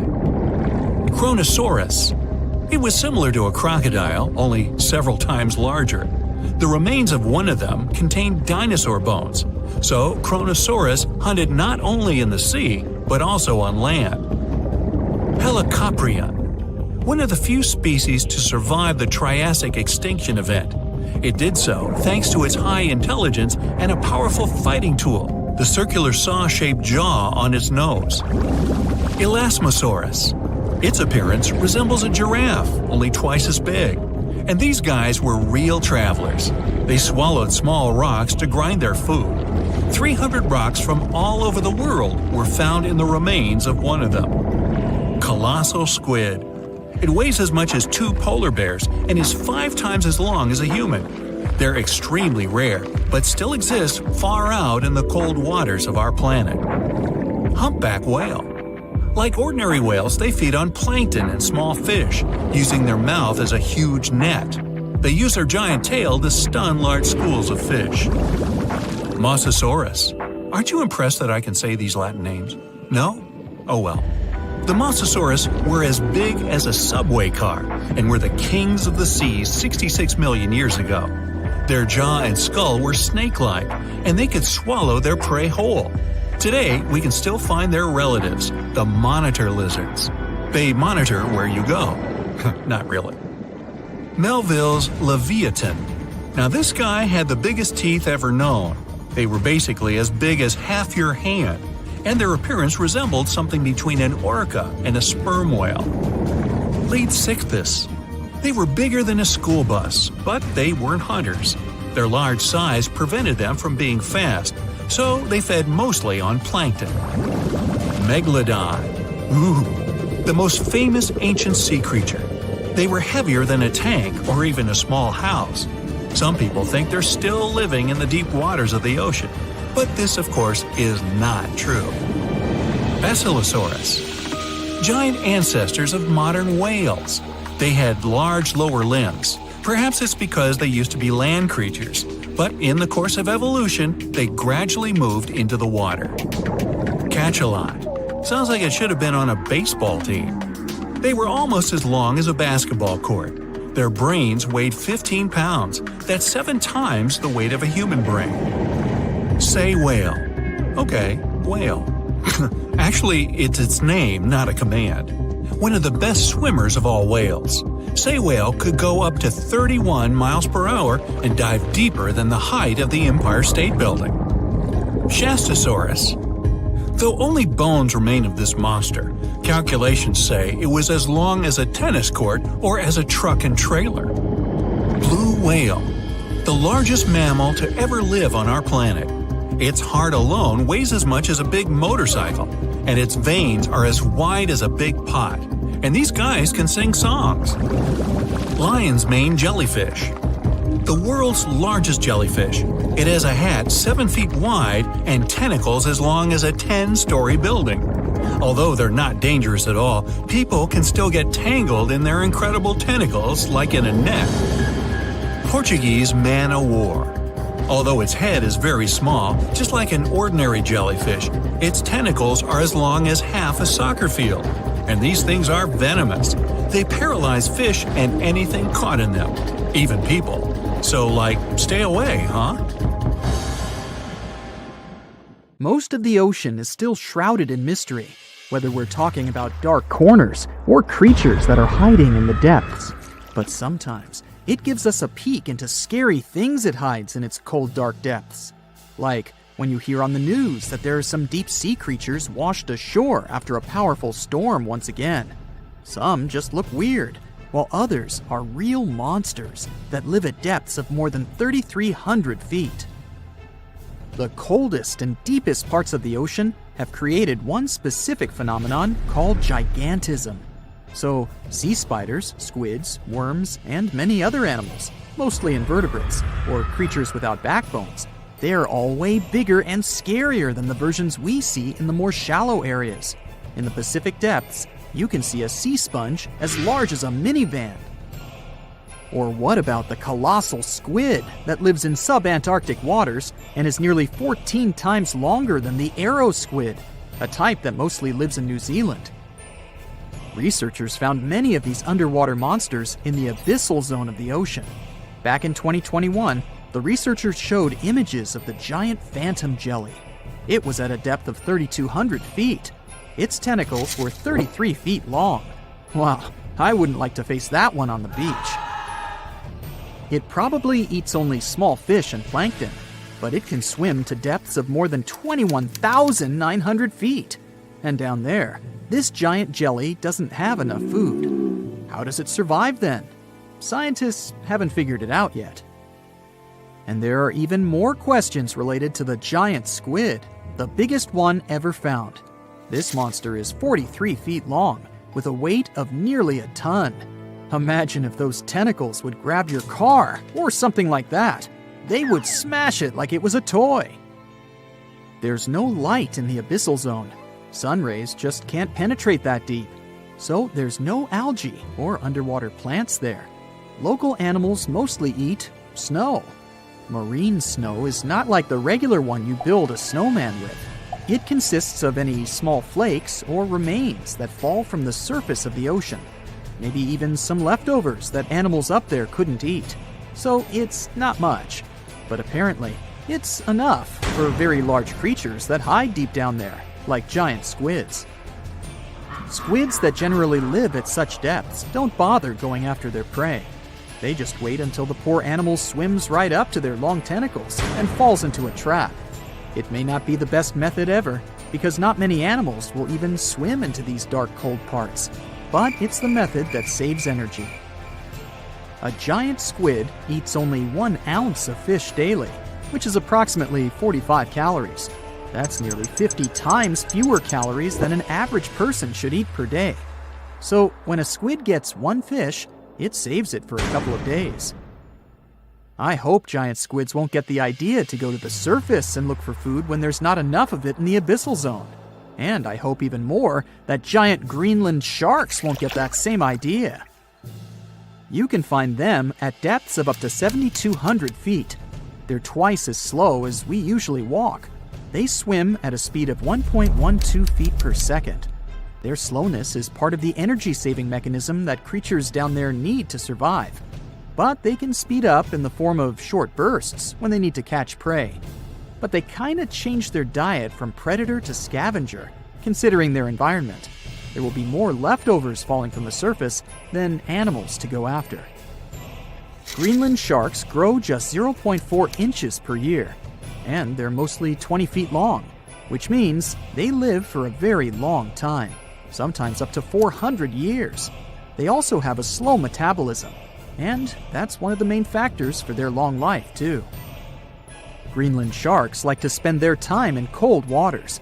They're adapted to that, since their tissues have specific chemical compounds that prevent the forming of ice crystals all over their body. That means they have some sort of natural antifreeze. So what makes them so big? Scientists are still not sure, but some theories try to explain it. There's this thing called Kleiber's rule that says bigger animals tend to be more efficient. Just take a small fish and compare it to a whale with a mass hundreds of times bigger. The whale has a greater metabolism. It conserves energy more efficiently and loses less of it to the surroundings through heat. Moving on, bigger animals can ingest bigger prey. They're more likely to go through tough issues in their environment or defend themselves from predators going after them. Also, the body gets bigger when temperatures are lower. The Greenland shark is a perfect example. So are giant sea spiders. Sea spiders are generally common, and you find some very small ones at 0.04 inches. But in deeper parts of the Antarctic, they become 3-foot-long giants. They grow so big because the cold water has more oxygen. That way, more of it diffuses into the animal's body, and that allows it to grow bigger. Yeah, both as a creature and a nightmare. And how about this giant tube worm? Researchers found it accidentally while they were exploring the mysteries of the Pacific Ocean floor. They stumbled upon unusual hydrothermal vents. Volcanic heat is a thing that gets them going. As water seeps down through faults or cracks in the rock, these vents change their direction. When the water gets out of the vent, it's rich in different minerals and chemicals. Most animals wouldn't survive being around this toxic soup of chemicals, but not these tube worms. They came as a true surprise, because not only are they not bothered by these toxic vents and the almost boiling temperature of the water, but they developed entire ecosystems there. They're unique because they don't need sunlight to survive. Instead, small bacteria are their main source of energy. That bacteria gets their energy directly from these toxic chemicals. So it's not photosynthesis. but a process called chemosynthesis. And these tube worms don't have mouths. These bacteria live inside them. Strange story, huh? Plus, these scary worms reach up to 8 feet. Giant isopods are no better either. They lurk at the depths of the ocean of 1,640 feet or more below, far away from the sunlight, looking like some monstrous wood lice. They spend most of their time on the seabed, hoping to find some food falling from higher levels of the ocean. Check out their small hooked claws at the ends of their legs. Isopods use them to remain more stable while moving around the ocean floor. Since there's no light, they have long antennae that help them feel their way around. These sensory antennas are about half the length of their body. Giant isopods have pretty big eyes compared to their body size too. They can grow over 12 inches from head to tail. And these fellas are really patient. Remember how we said animals down there rarely get food? Sometimes they need to wait for years to get a proper meal. That's why their metabolism is amazingly slow. 5 years later. They can go for 5 years without eating anything. Imagine that. I get hungry just talking about this. In 2006, a biologist did research to compare the differences between the shallows and the deep sea regions. He realized the deep sea mirrors the island rule. First, isolated parts of land develop biodiversity you won't find anywhere else. Second, small-bodied life there grows much bigger when it's isolated, compared to life on large land masses. Resources are limited, but also competition and predators. And we don't know much about these deep-sea creatures. It's too expensive and too complicated to carry out such research. So we'll just wait for more raging storms to show us at least part of the monstrous world cold ocean depths hide. The stonefish. Stonefish aren't going to win any beauty contests, unless the pageant is for best rock look-alike. Their tiny unreflective eyes and rough skin blend in perfectly with their environment. A large head, an even bigger mouth, and a home full of, it's rocks. And just because you're on the beach doesn't mean you're safe. Stonefish can survive for 24 hours out of the water. Stepping on one or even handling one won't be that fun. Their dorsal fin spines have extremely strong venom. It shoots out when they get stepped on, and it can lead to paralysis or even heart failure. You'll need help fast. No wonder they're one of the most dangerous creatures in the water, or anywhere. Be careful when scrambling around rocky areas. They love to play hide and seek. The deep sea dragonfish. If there were a prize for the most hideous fish in the ocean, the deep-sea dragonfish would win. With slimy, scaleless skin, massive teeth, and a face only a mother could love, this bad boy of the sea is nothing to mess with.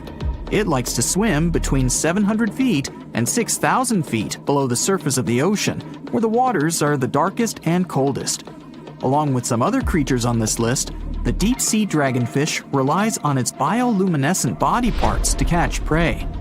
It also uses its hanging appendage, which boasts a little red light on the end, coming out from its lower jaw.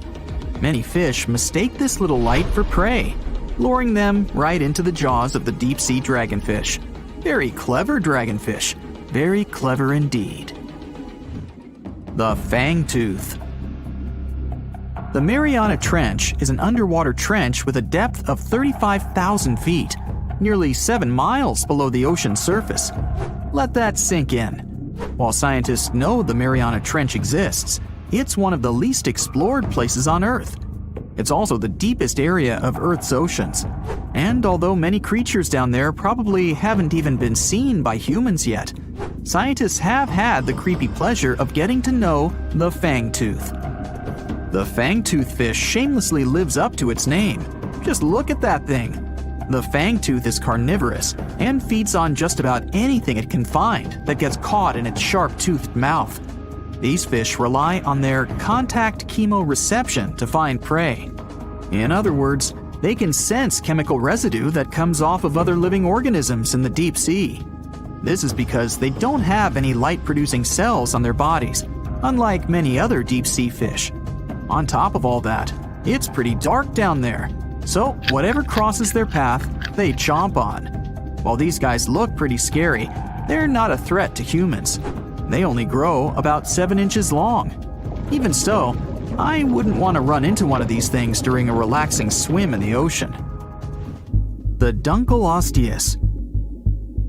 Strangely enough, this prehistoric fish, known as the T-Rex of the seas, had no teeth. Those were replaced with bony plates that allowed it to have the strongest bite among other monsters of its size. The goblin shark. If you thought the movies about sharks were scary, this next deep-sea creature will make you swear off going for dips in the ocean forever. However, it lives 3,000 feet underwater, so you'll never likely see it face to face. The goblin shark looks like a cross between a shark and a creature from your worst nightmare. These sharks boast a protruding sword-like snout with a jaw that juts out to match. Unlike other sharks that have more of a gray hue, this creepy thing looks not so pretty and pink. Aside from their scary demeanor, what do scientists really know about the goblin shark? Well, not much, except that they can grow up to 18 feet in length. Looks like there's still a lot to learn about these guys, if you dare to. By the way, did you know that sharks don't sleep? Many species have to keep water moving over their gills to get oxygen, so they can't fall into a deep sleep like we do. That's why they stay half awake during rest. Typically, sharks don't even close their eyes. The cookie cutter shark. This shark is a living horror, with lower teeth being big and sharp, while the upper ones are much smaller. When its teeth fall off, the shark eats them to maintain calcium levels. Pretty smart solution for a shark. The frilled shark. Studying the frilled shark is like looking through a portal back to prehistoric times. That's because scientists think that these eel-like sharks haven't changed much since their oldest ancestors roamed the deep sea waters, so they're sometimes referred to as living fossils. These sharks' mouths are filled with a terrifying 25 rows of backward-facing sharp teeth, 300 in total. They're designed to grasp prey and hold them tight so they can't get away, according to early studies of the shark conducted in 1884 and published in the Bulletin of the Essex Institute. Luckily for swimmers, the frilled sharks live between 390 feet and 4,200 feet below the ocean's surface, so they'll probably never run into them. Probably. This is probably the worst nightmare of any dentist. The northern stargazer. Take a look at this cutie. The northern stargazer is definitely not something you'd wish to see on the ocean floor. This horrid creature hides its body under the sand, leaving its face above to wait for prey. The tasseled wobbegong. Here's another carpet shark on our list. It lies low on the bottom of the sea and patiently waits for its prey to come by. The Australian ghost shark.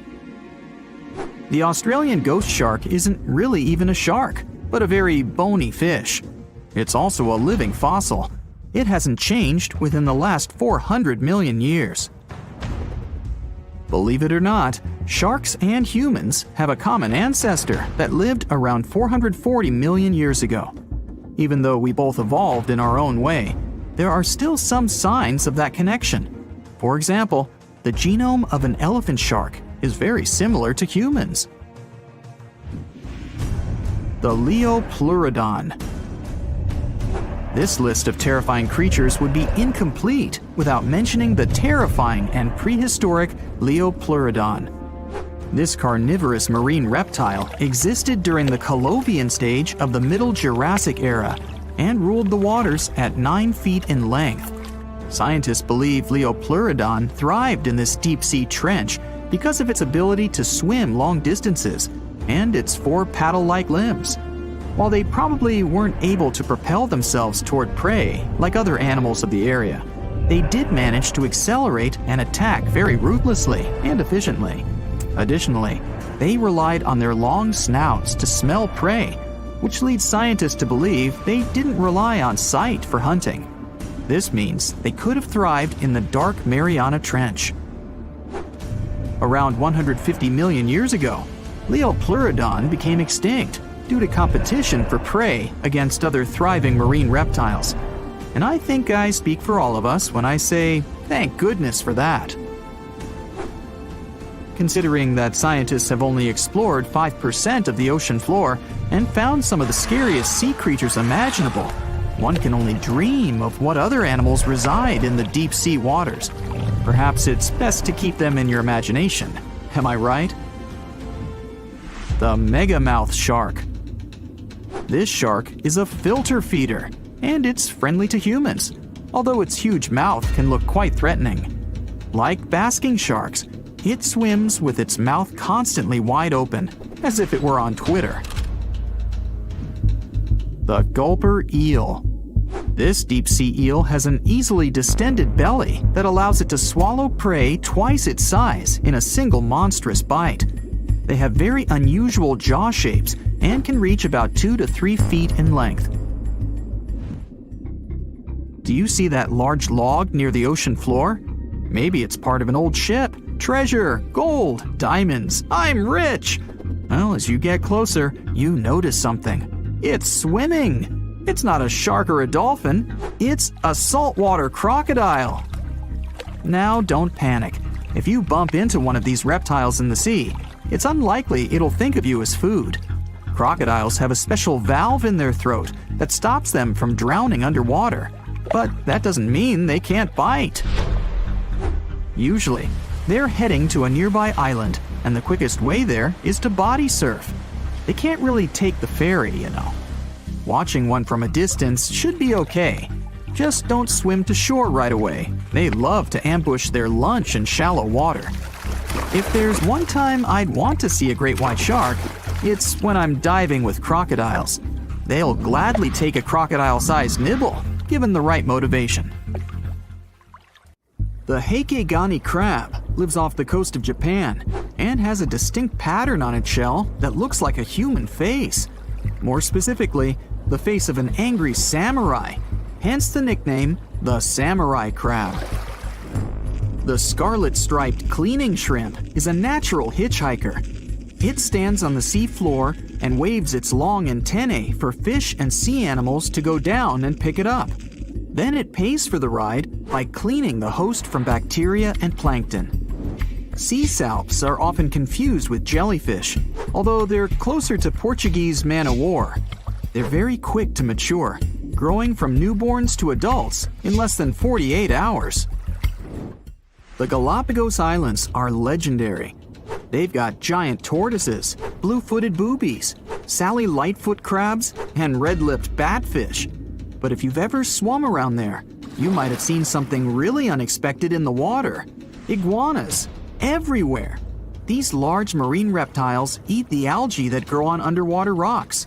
They're strict vegetarians. I bet the fish are happy about that.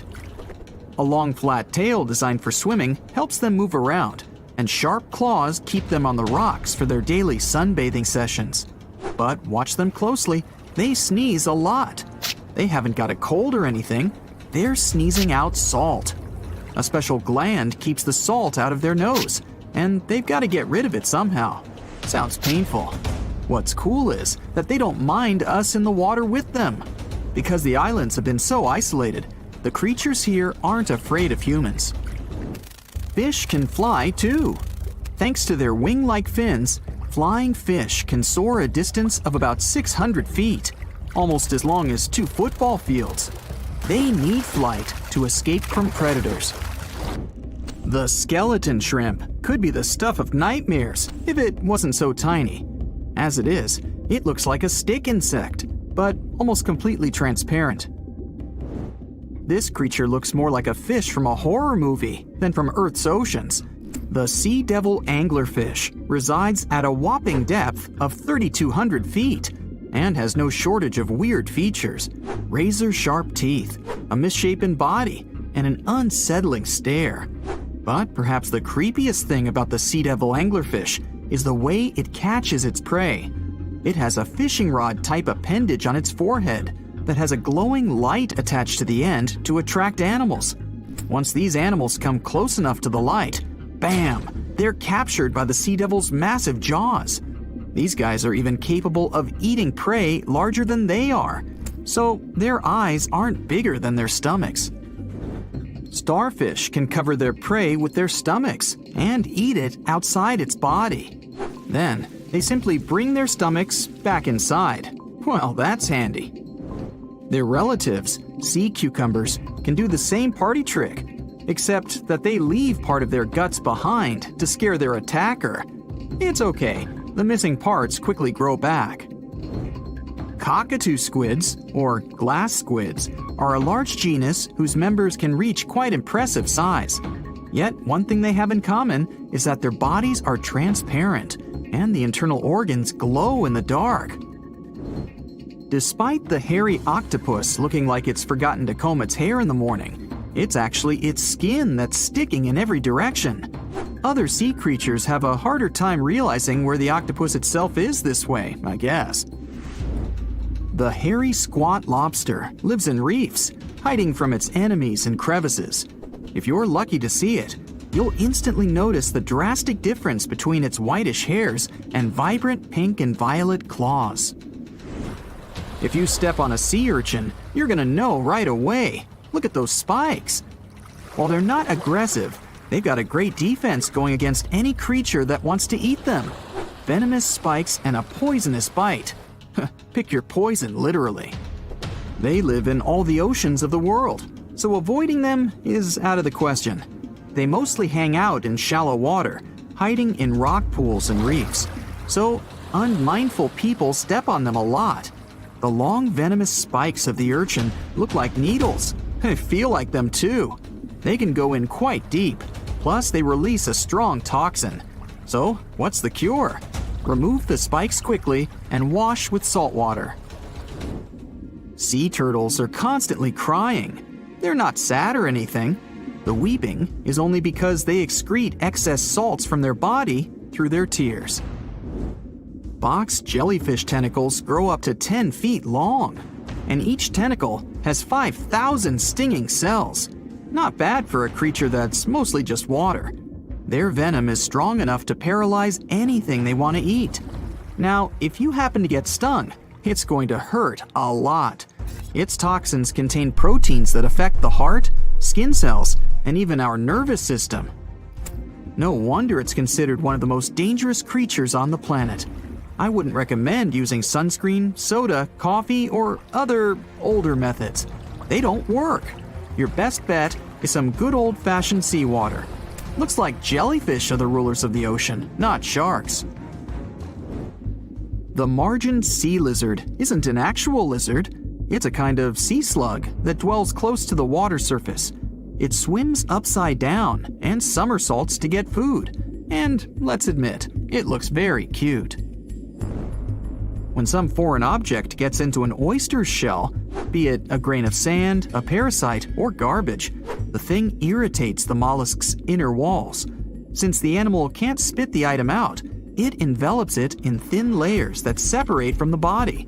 These pearlescent layers accumulate until they form a round pearl. In the past, people believed that pearls were the tears of mermaids. Now we know they're just some decorated debris. Dolphins have highly developed communication. They call each other by name. Each dolphin responds to a specific sound. Mostly they say, "Stop calling me Flipper." The orca is the largest of dolphin species, and they actually have different cultures. Two orcas from different social groups won't even understand each other's language. They're the only animal known to do this. I wonder if they developed any Google Translate for dolphins. The banded shrimp, or banded boxing shrimp, was really aptly named. It's got bands of color all over its body, and always stands in a boxer-like, ready-to-strike pose. The brown-lined paper bubble is another sea slug, and it definitely looks like one. It's got a special ability though. It can quickly burrow holes in the sea floor, hiding from enemies inside them. The snakefish, as the name implies, looks a lot like a snake, but it has a very distinctive feature. It can walk on its fins. Thanks to this peculiarity, it easily crawls from one waterbed to another, choosing habitats more to its liking. On the way, a snakefish can get hungry for sure, so it often munches on small birds and rodents. It can grow quite big though, and hunt even larger animals. How much weirder can it get than to walk through the woods and suddenly see a huge and toothy fish stalking some rabbit? The alligator snapping turtle catches its prey by going fishing. Its tongue looks like a worm, and the turtle waits with its mouth wide open at the bottom of a stream, lake, or pond until some unsuspecting fish takes the bait. Then, snap! The jaws come together faster than the blink of an eye, and dinner is served. The mossy jellyfish is normally invisible in the dark abyss where it dwells, but when exposed to light, it will reflect it and shine beautifully. The black swallower might be small, but make no mistake, it could easily gulp down your favorite puppy. It can open its mouth extremely wide, allowing it to swallow prey twice its size.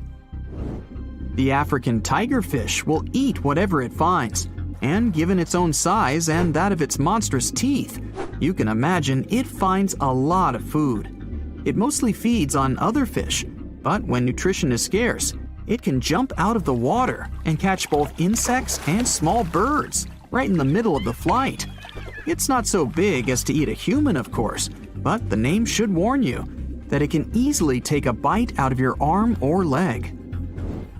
Your brain controls your arms and legs, but with an octopus, each arm is actually kinda independent with its own special brain, held together by a bigger central brain, kinda like the conductor of an orchestra. The central brain sends higher-level signals to each arm, saying things like, "Move to the left, there's a crab behind the corner," or "Touch this silly human's foot, let's mess with him a little bit." No matter how smart